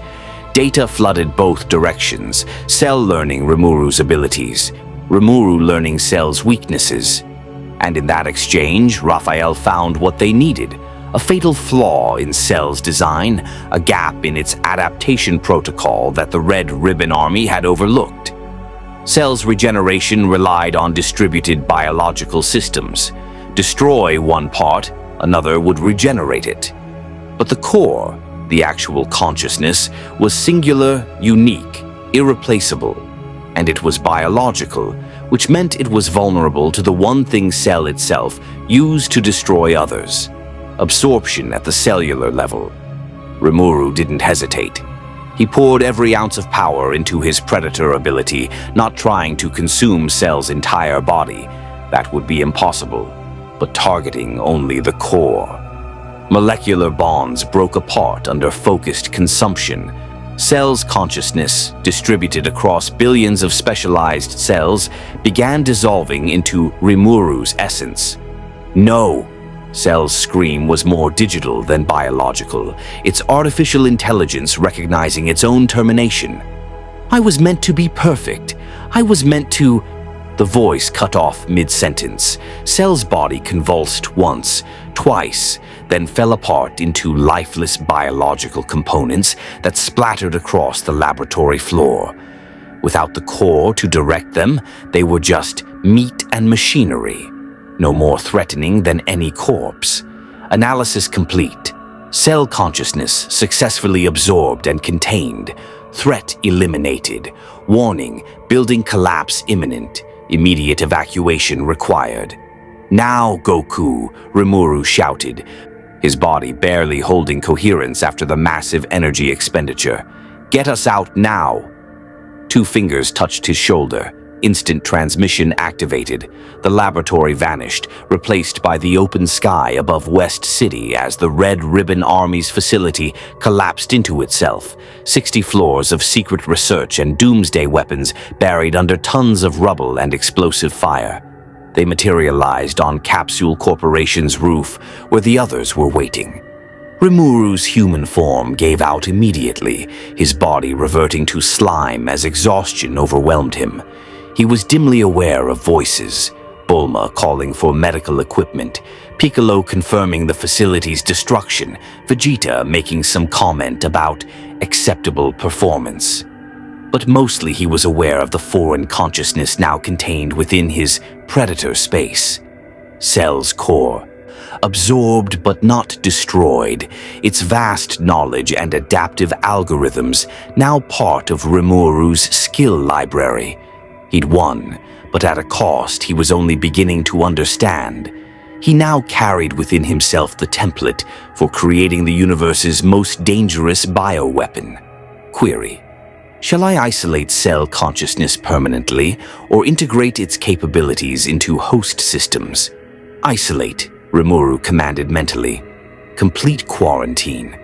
I don't want that thing contaminating anything else I absorb. Even contained and defeated, Cell was too dangerous to risk integration. Some power wasn't worth obtaining, regardless of how useful it might be. Consciousness faded, but not before he heard Goku's voice. He did it. Crazy Slime actually did it. We need to throw him a party when he wakes up. Rimuru would have laughed if he had the energy. A party.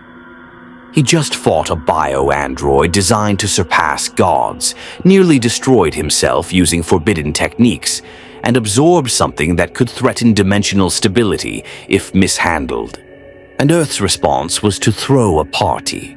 He was definitely starting to understand this universe's approach to crisis management. Rimuru woke 3 days later in a medical pod of Bulma's design, his slime body fully regenerated and his energy reserves restored to optimal levels. The first thing he noticed was the silence, not the oppressive quiet of isolation, but the peaceful calm of a crisis averted. The second thing he noticed was Goku sitting beside the pod, munching on what appeared to be his 7th sandwich based on the pile of empty plates. "Oh, hey, you're awake." Goku's grin was genuinely relieved. "Bulma said you'd be fine, but man, you were really out of it. Your body kept shifting between forms like it couldn't decide what it wanted to be. Pretty cool to watch, actually." Rimuru sat up slowly, running diagnostics through Raphael. Everything checked out. No permanent damage, no contamination from Cell's absorbed consciousness. All systems operating within normal parameters. How long was I unconscious? 3 days. We've been busy, though.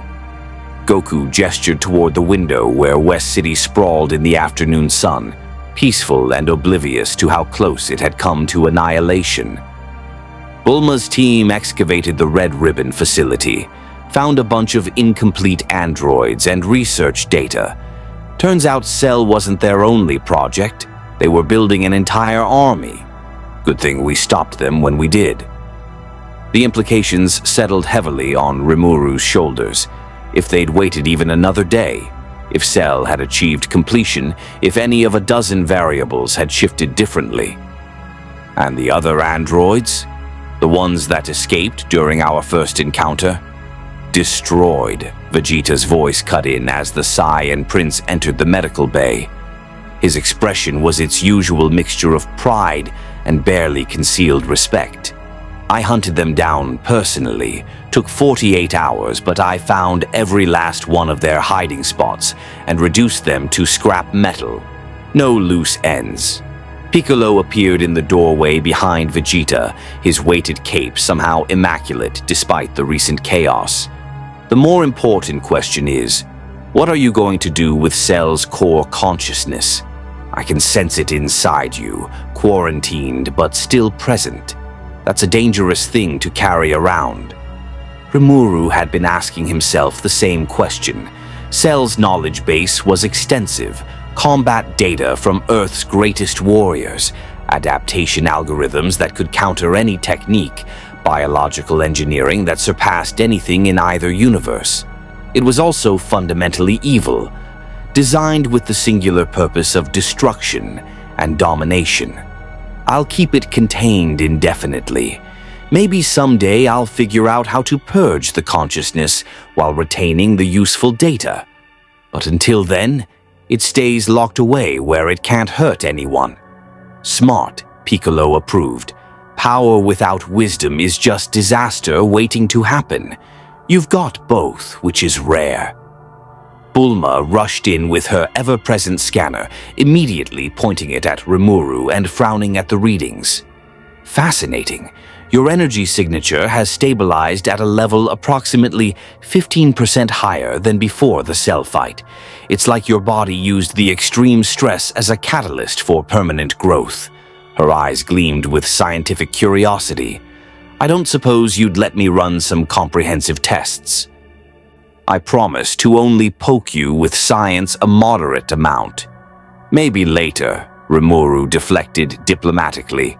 He liked Bulma, but he'd learned that her version of moderate often translated to exhaustively thorough. Right now, I'd like to know the full damage assessment, casualties, collateral damage, political fallout. Krillin entered carrying a tray of food.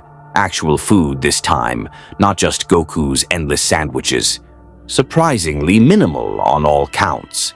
The evacuation got everyone out safely. The facility collapse was written off as a construction accident by the media. And the government is so used to weird stuff happening around us that they barely investigated. He set the tray down with a grin. Oh, and you're officially a hero. West City's mayor wants to give you a medal. A medal? Rimuru couldn't help but laugh. In his world, he'd built an entire nation and established diplomatic relations with dozens of kingdoms. Here, he'd been in the universe for 3 months and was already getting medals for stopping apocalyptic threats. The scale was different, but the absurdity was universal. Don't let it go to your head, Vegeta warned, though his tone carried less edge than usual. Cell was dangerous, but it was designed by humans with limited imagination. There are threats out there that make Cell look like a training dummy. Gods, demons, cosmic entities that could erase planets with a thought. This universe doesn't forgive weakness. It was the closest thing to genuine advice Rimuru had heard from the Saiyan prince, and he recognized it for what it was, a warrior's acknowledgement that Rimuru had proven himself worthy of training alongside Earth's elite. I understand. Cell was a test, not the final exam. I've still got a long way to go before I'm truly ready for this universe's upper-tier threats. Speaking of which, Goku interjected, his expression shifting to excited anticipation. Once you're fully recovered, we should train together more. You learned so much in the hyperbolic time chamber with Piccolo, and I've been developing some new techniques I'd love to try against someone who fights as unpredictably as you do. Before Rimuru could respond, the room's atmosphere shifted. Everyone tensed simultaneously, their collective attention drawn to a presence that hadn't been there a moment before. In the doorway stood a figure Rimuru didn't recognize. A tall, lean man with purple skin, wearing clothing that somehow managed to be both formal and alien. His expression was serene, almost bored, but his eyes carried the weight of cosmic authority. Lord Beerus, Goku said, his voice carrying uncharacteristic caution. He bowed slightly, something Rimuru had never seen the Saiyan do. We weren't expecting you. Beerus? Rimuru's mind raced, but Raphael provided context. Information retrieved from absorbed android data. Beerus, god of destruction for Universe 7. Power level, incalculable. Threat assessment, absolute. Recommendation, maximum diplomatic caution. The god of destruction's gaze swept across the room, pausing briefly on each warrior before settling on Rimuru with disconcerting intensity. So this is the dimensional anomaly my oracle fish mentioned, a being from outside our universe, carrying powers that don't belong here. His tone was conversational, but Rimuru could feel the threat beneath it like pressure before a storm. Interesting. You defeated a bio-android designed to challenge my mortals. Impressive for someone so recently arrived. Rimuru stood carefully, maintaining eye contact while keeping his posture non-threatening. He dealt with powerful beings before, demon lords, primordial entities, dragons that could reshape reality. The key was always the same. Respect without subservience, honesty without arrogance. Lord Beerus, I'm Rimuru Tempest, formerly of another universe. I meant no disrespect by my presence here. I was brought accidentally through a dimensional rift and have been trying to find a way home while avoiding causing problems for this world. Avoiding causing problems, Beerus repeated, a hint of amusement in his voice. You absorbed a bio-android's consciousness, integrated 2 different universal energy systems, and created spatial tiers that registered on divine instruments. If that's your version of avoiding problems, I'd hate to see you actually trying to cause chaos." The room was utterly silent. Even Vegeta, normally defiant to the point of stupidity, stood perfectly still. Rimuru chose his next words very carefully. "I acted to protect innocent lives from a threat I helped identify. If my actions have violated some cosmic law, I take full responsibility and will face whatever consequences are appropriate." For a long moment, Beerus simply stared at him. Then, unexpectedly, the god of destruction smiled. "I like you. Most mortals either grovel pathetically or bluster with false bravado when faced with divine authority. You do neither, just honest assessment and willingness to face consequences. Refreshing." He turned toward the door, then paused. "The dimensional rift that brought you here has closed. Finding another will take time, decades, perhaps centuries if you're unlucky. You're stuck in Universe 7 for the foreseeable future." Rimuru's heart sank. Decades, centuries, his people in Tempest, his friends, his nation, they'd think he was dead. "Is there no way to—" "There's always a way," Beerus interrupted. "The Super Dragon Balls could send you home with a single wish.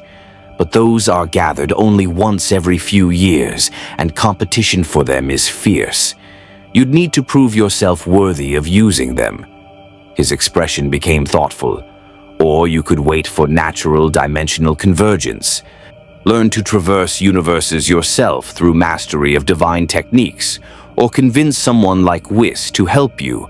Options exist, but none are easy." It wasn't the answer Rimuru wanted, but it was honest, which he appreciated. "Thank you for the information, Lord Beerus. I'll work toward finding a solution while trying to be a responsible guest in your universe." "See that you do," Beerus replied. "And Rimuru Tempest, your power is intriguing, but don't let it make you complacent. Universe 7 contains warriors and entities that would consider you a light snack. Grow stronger or grow extinct. Those are your options." With that cheerful warning, the god of destruction vanished, his presence disappearing as suddenly as it had arrived. The collective exhale of relief was audible. Goku was the first to speak, grinning despite the tension. "Well, that went better than expected. Beerus usually shows up when he's thinking about destroying something. The fact that he just talked to you is practically a blessing." "That was terrifying," Krillin admitted, wiping sweat from his bald head. "I thought we were all about to be erased from existence." Piccolo's expression was thoughtful. "He gave you a roadmap, though. Super Dragon Balls, divine techniques, or dimensional mastery. Those are achievable goals, even if they'll take years to accomplish. Years, potentially decades or centuries." Rimuru processed this information with the same analytical calm he'd applied to every other impossible situation he'd faced. He'd been torn from his world, thrown into a universe of gods and planet destroyers, fought a bio-android designed to be unkillable, and now faced the prospect of an extended stay in a reality that ran on completely different rules than his own. And yet, looking around the room at the warriors who'd welcomed him, trained him, fought beside him, he realized he wasn't entirely unhappy about the situation. Yes, he missed Tempest desperately. Yes, he worried about his people managing without him. But there was something intoxicating about this universe's constant challenges, the way power flowed so freely to those willing to push their limits, the camaraderie of warriors who'd faced apocalypse together and come out laughing. "All right then," Rimuru said, his voice carrying renewed determination. "If I'm stuck here for the long haul, I might as well make the most of it. Goku, I'll take you up on that training offer. Bulma, I'd be happy to share dimensional theory from my universe in exchange for your technological expertise. Piccolo, Vegeta, if you're willing, I'd appreciate continued combat instruction. I've got a lot to learn about this universe's upper limits." Vegeta's smirk was sharp as a blade. Finally. I was wondering when you'd stop treating this like a temporary inconvenience and start acting like a real warrior. If you're serious about mastering Universe 7's power systems, I'll show you what it means to push past your limits until they break permanently. We'll all help, Goku assured him. That's what friends do.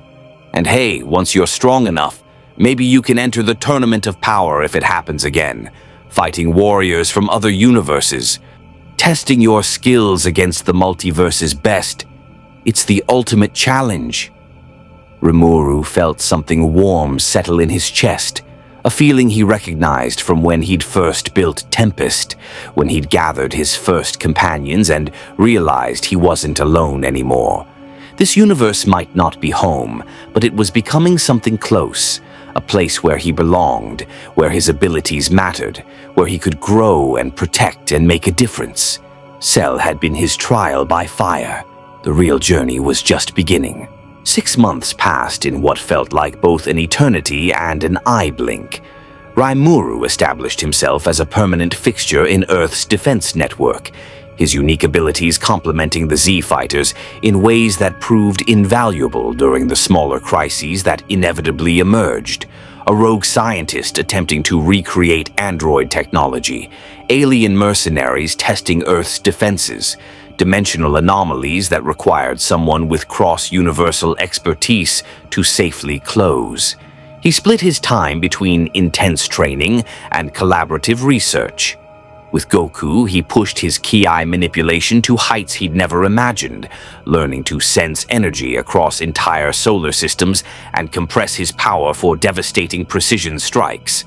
With Vegeta, he endured brutal combat sessions that left him dead more times than he could count.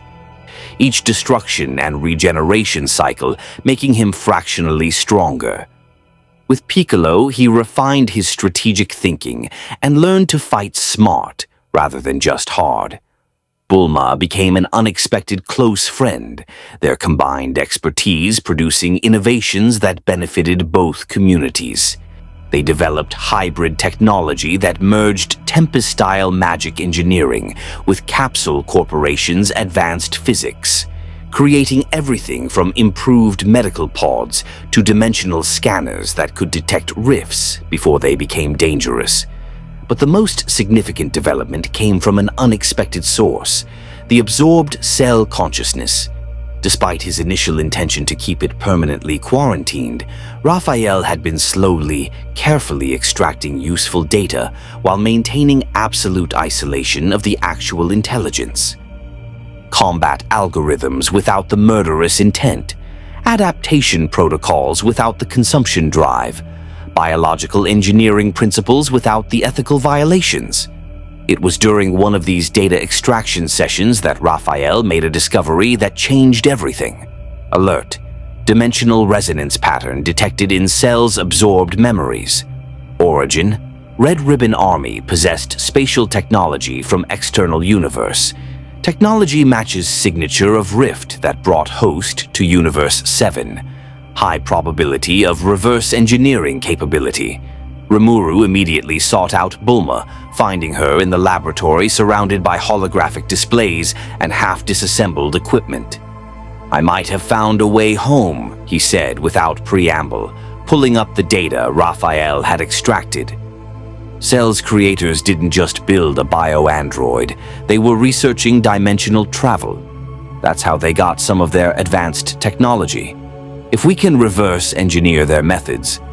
Bulma's eyes widened as she absorbed the information, her fingers already flying across keyboards to cross-reference the data with her own dimensional research. This is incredible. They were using a completely different approach than I was taking, not trying to punch through dimensional barriers, but finding natural weak points and exploiting them. Combined with your unique energy signature as a dimensional traveler, we might actually be able to create a controlled rift back to your home universe. How long? Rimuru asked, hope and apprehension warring in his chest. Conservatively, 8 months to build the equipment, test the protocols, and establish a stable connection. Aggressively, 4 months if we work around the clock and cut some corners on safety testing. She looked at him seriously. But Rimuru, you need to understand. Dimensional travel isn't like instant transmission. Opening a rift between universes is going to draw attention. Gods, demons, entities that exist between realities. Some of them won't be happy about mortals poking holes in the multiverse. I'll deal with that when it comes, Rimuru said firmly. He'd made his decision the moment Beerus had confirmed he was trapped here. This universe had been kind to him, had taught him and challenged him, and helped him grow stronger than he'd ever imagined possible. But Tempest was his responsibility. His people deserved to know he was alive, and he'd made promises he intended to keep. Word spread quickly among the Z fighters. Reactions were mixed. Goku was excited about the technical challenge and sad about losing a training partner. Vegeta pretended not to care while obviously planning one final serious spar. Piccolo offered to help with any complications that arose. Krillin started planning a going-away party with characteristic optimism. The months of preparation were intense. Rimuru continued his training with renewed focus, knowing that returning home stronger would better serve his people. He practiced techniques he'd developed in Universe 7, ensuring they'd remain functional when he returned to a universe with different physical laws. He documented everything he'd learned about ki manipulation, combat strategies, and technological innovations, creating a comprehensive archive that both universes could benefit from. He also spent time with each of the warriors who'd become his friends, learning their stories and sharing his own. Goku talked about growing up in the mountains, discovering his Saiyan heritage, the constant balance between being Earth's protector and a father. Vegeta revealed bits of his past as a prince of a destroyed race, his pride, both armor and prison. Piccolo discussed his evolution from Demon King's spawn to guardian and teacher, finding purpose through protection rather than domination. These conversations weren't just farewells, they were bridges, connections between universes that would persist even after Rimuru left. He'd already decided that if he ever found a way to safely return, he would. Not to stay, but to visit. To maintain the friendships he'd forged in Fire and Crisis. The Dimensional Rift Generator took final shape in Capsule Corporation's largest testing facility, a monument to collaborative genius that combined 3 universes' worth of scientific principles. Bulma had outdone herself, creating a machine that could theoretically punch through dimensional barriers with surgical precision while maintaining enough stability for safe transit. "Final checks complete," she announced, her voice carrying exhaustion and triumph in equal measure. 4 months of 18-hour days had taken their toll, but the machine was ready. Rimuru, your unique dimensional signature is the key. You'll need to stand at the focal point while the machine amplifies and directs your energy. If my calculations are correct, it'll create a resonance with your home universe and establish a temporary bridge. Everyone had gathered for the attempt, the Zed fighters in full force, along with supporting cast members who'd become part of Rimuru's extended Earth family. The atmosphere was bittersweet, celebration mixed with genuine sadness. Goku stepped forward first, offering his hand for a warrior's shake. "It's been amazing having you here. You pushed us to think differently about power, showed us that there's more than one path to strength. Promise you'll come back and visit sometime." "I promise," Rimuru said, gripping the offered hand firmly. "And if you ever find yourselves in my universe, look for the Rimuru Tempest Federation. You'll always have friends there." Vegeta's goodbye was characteristically brusque but sincere. "You've proven yourself as a warrior. Don't let complacency dull that edge when you return home. Keep training, keep pushing your limits. Otherwise, you're just wasting the potential you've developed." Piccolo simply nodded, a gesture of respect between warriors who'd trained together and understood each other's depths. Krillin and the others offered encouragement, well wishes, and promises to remember the dimensional visitor who'd helped save their world.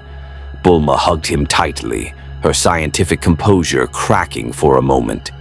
Thank you for the collaboration, the friendship, and for not dying when you fought Cell.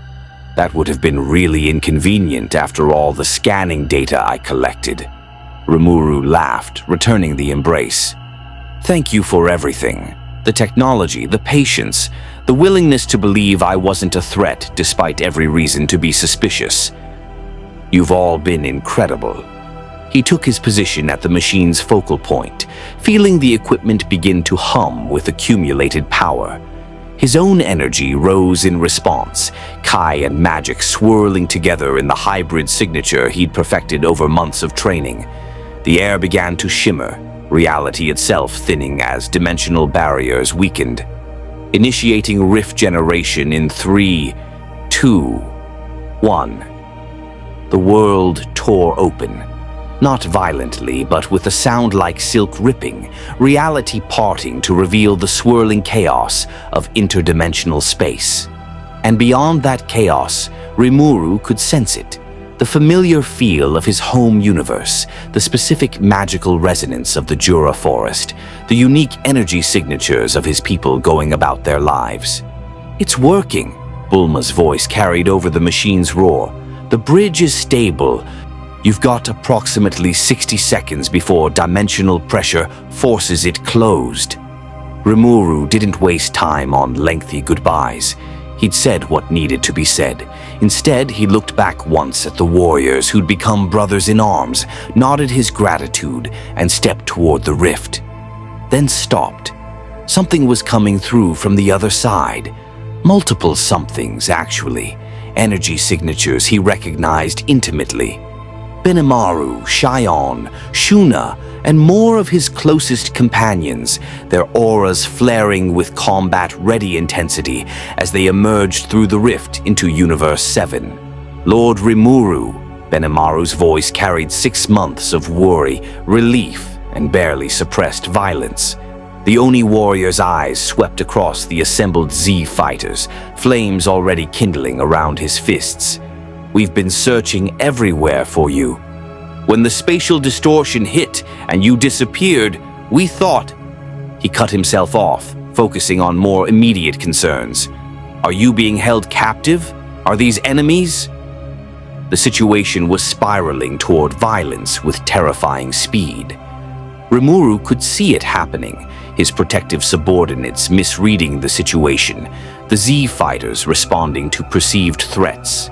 Saiyan's infamous temper about to collide with Vegeta's pride in an explosion that would level the city.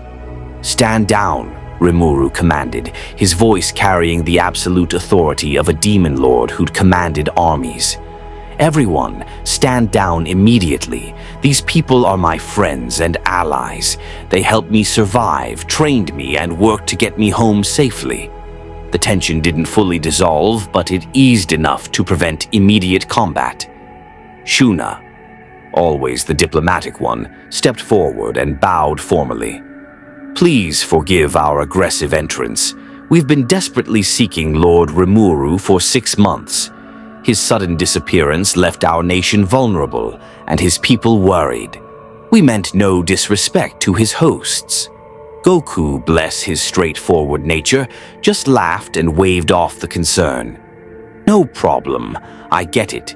If one of my friends disappeared, I'd tear apart universes looking for them too. I'm Son Goku, and these are Earth's defenders.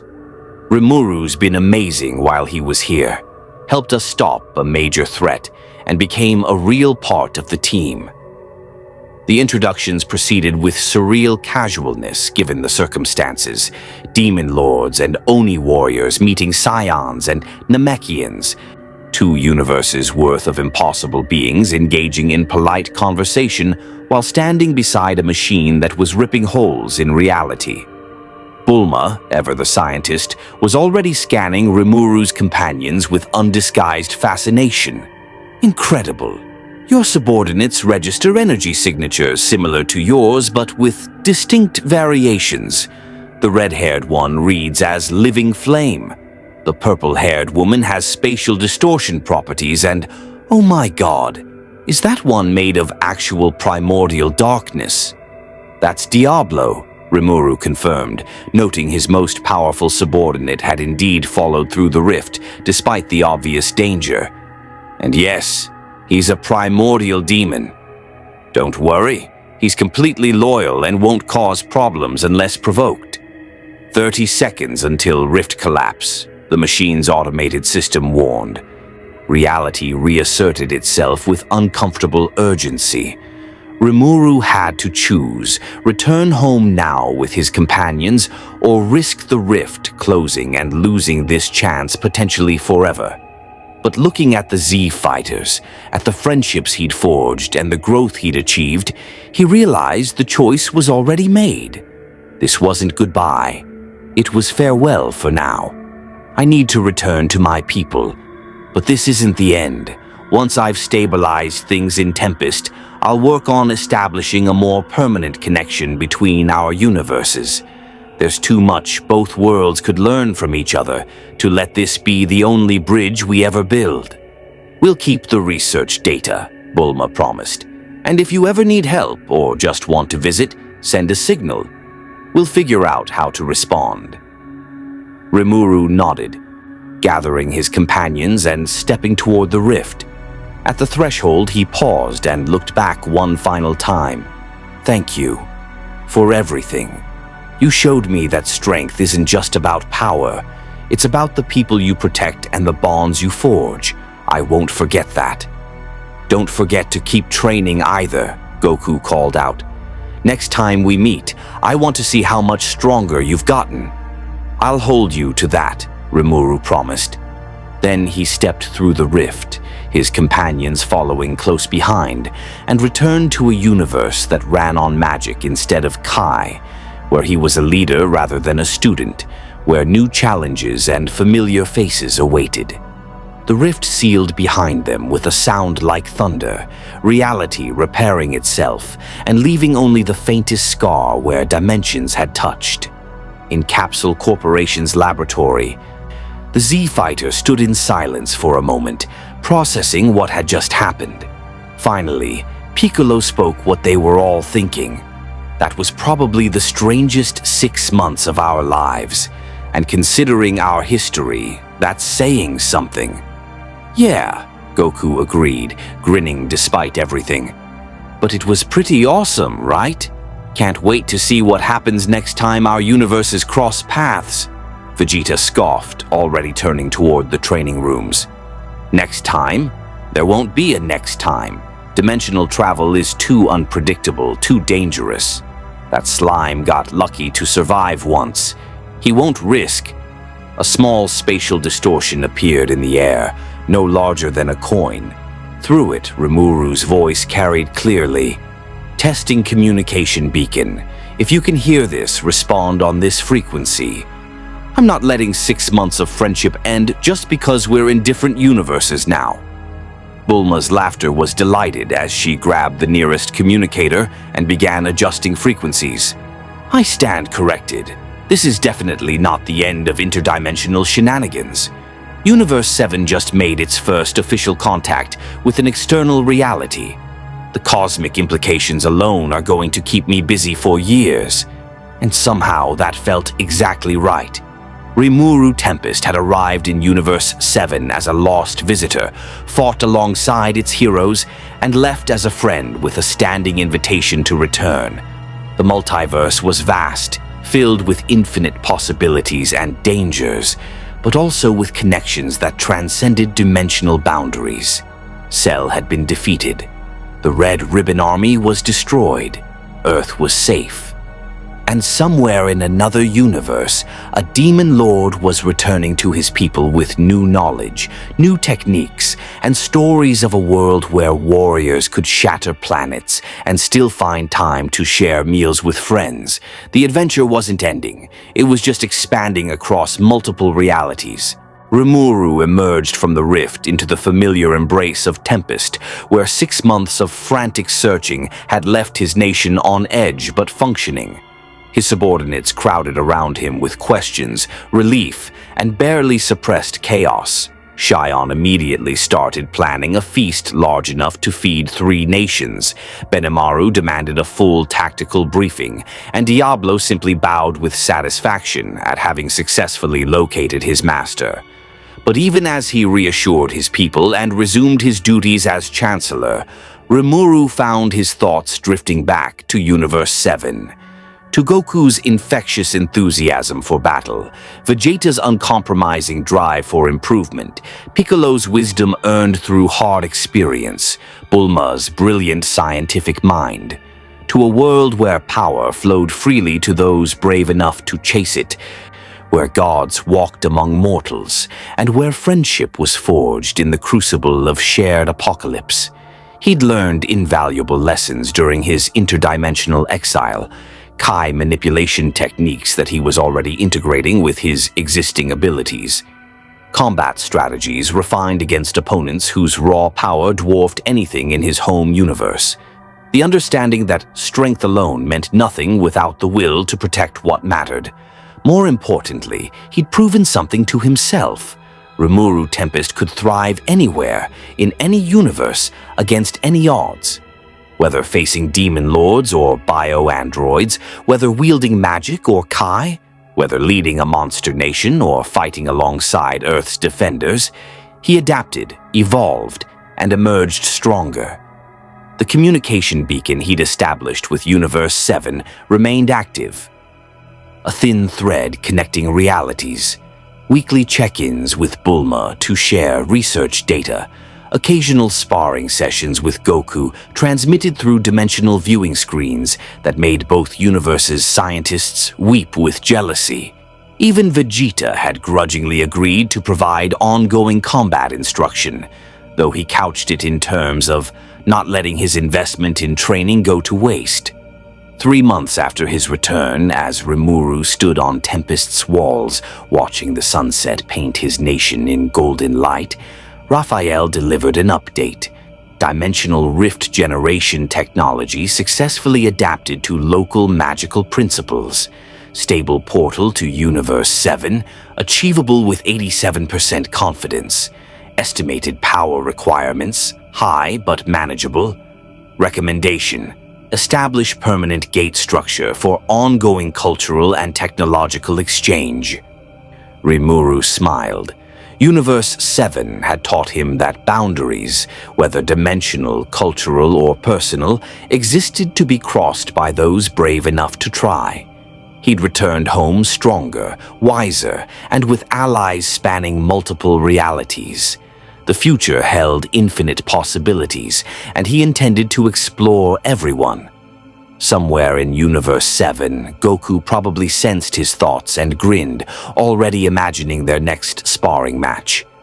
Vegeta undoubtedly scoffed while secretly planning new techniques to test against a dimensional visitor who refused to stay properly defeated.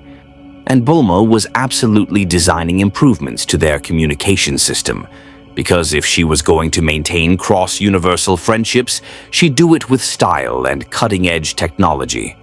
Rimuru Tempest had landed in Dragon Ball Z's universe by accident. He'd left by choice, carrying knowledge and friendships that would shape both worlds for years to come. And when the time came, when dimensional gates stabilized and travel became safer, he knew exactly where his first official diplomatic mission would lead. After all, he'd promised Goku a rematch. And Rimuru Tempest always kept his promises. May the Force be with you. More stories await.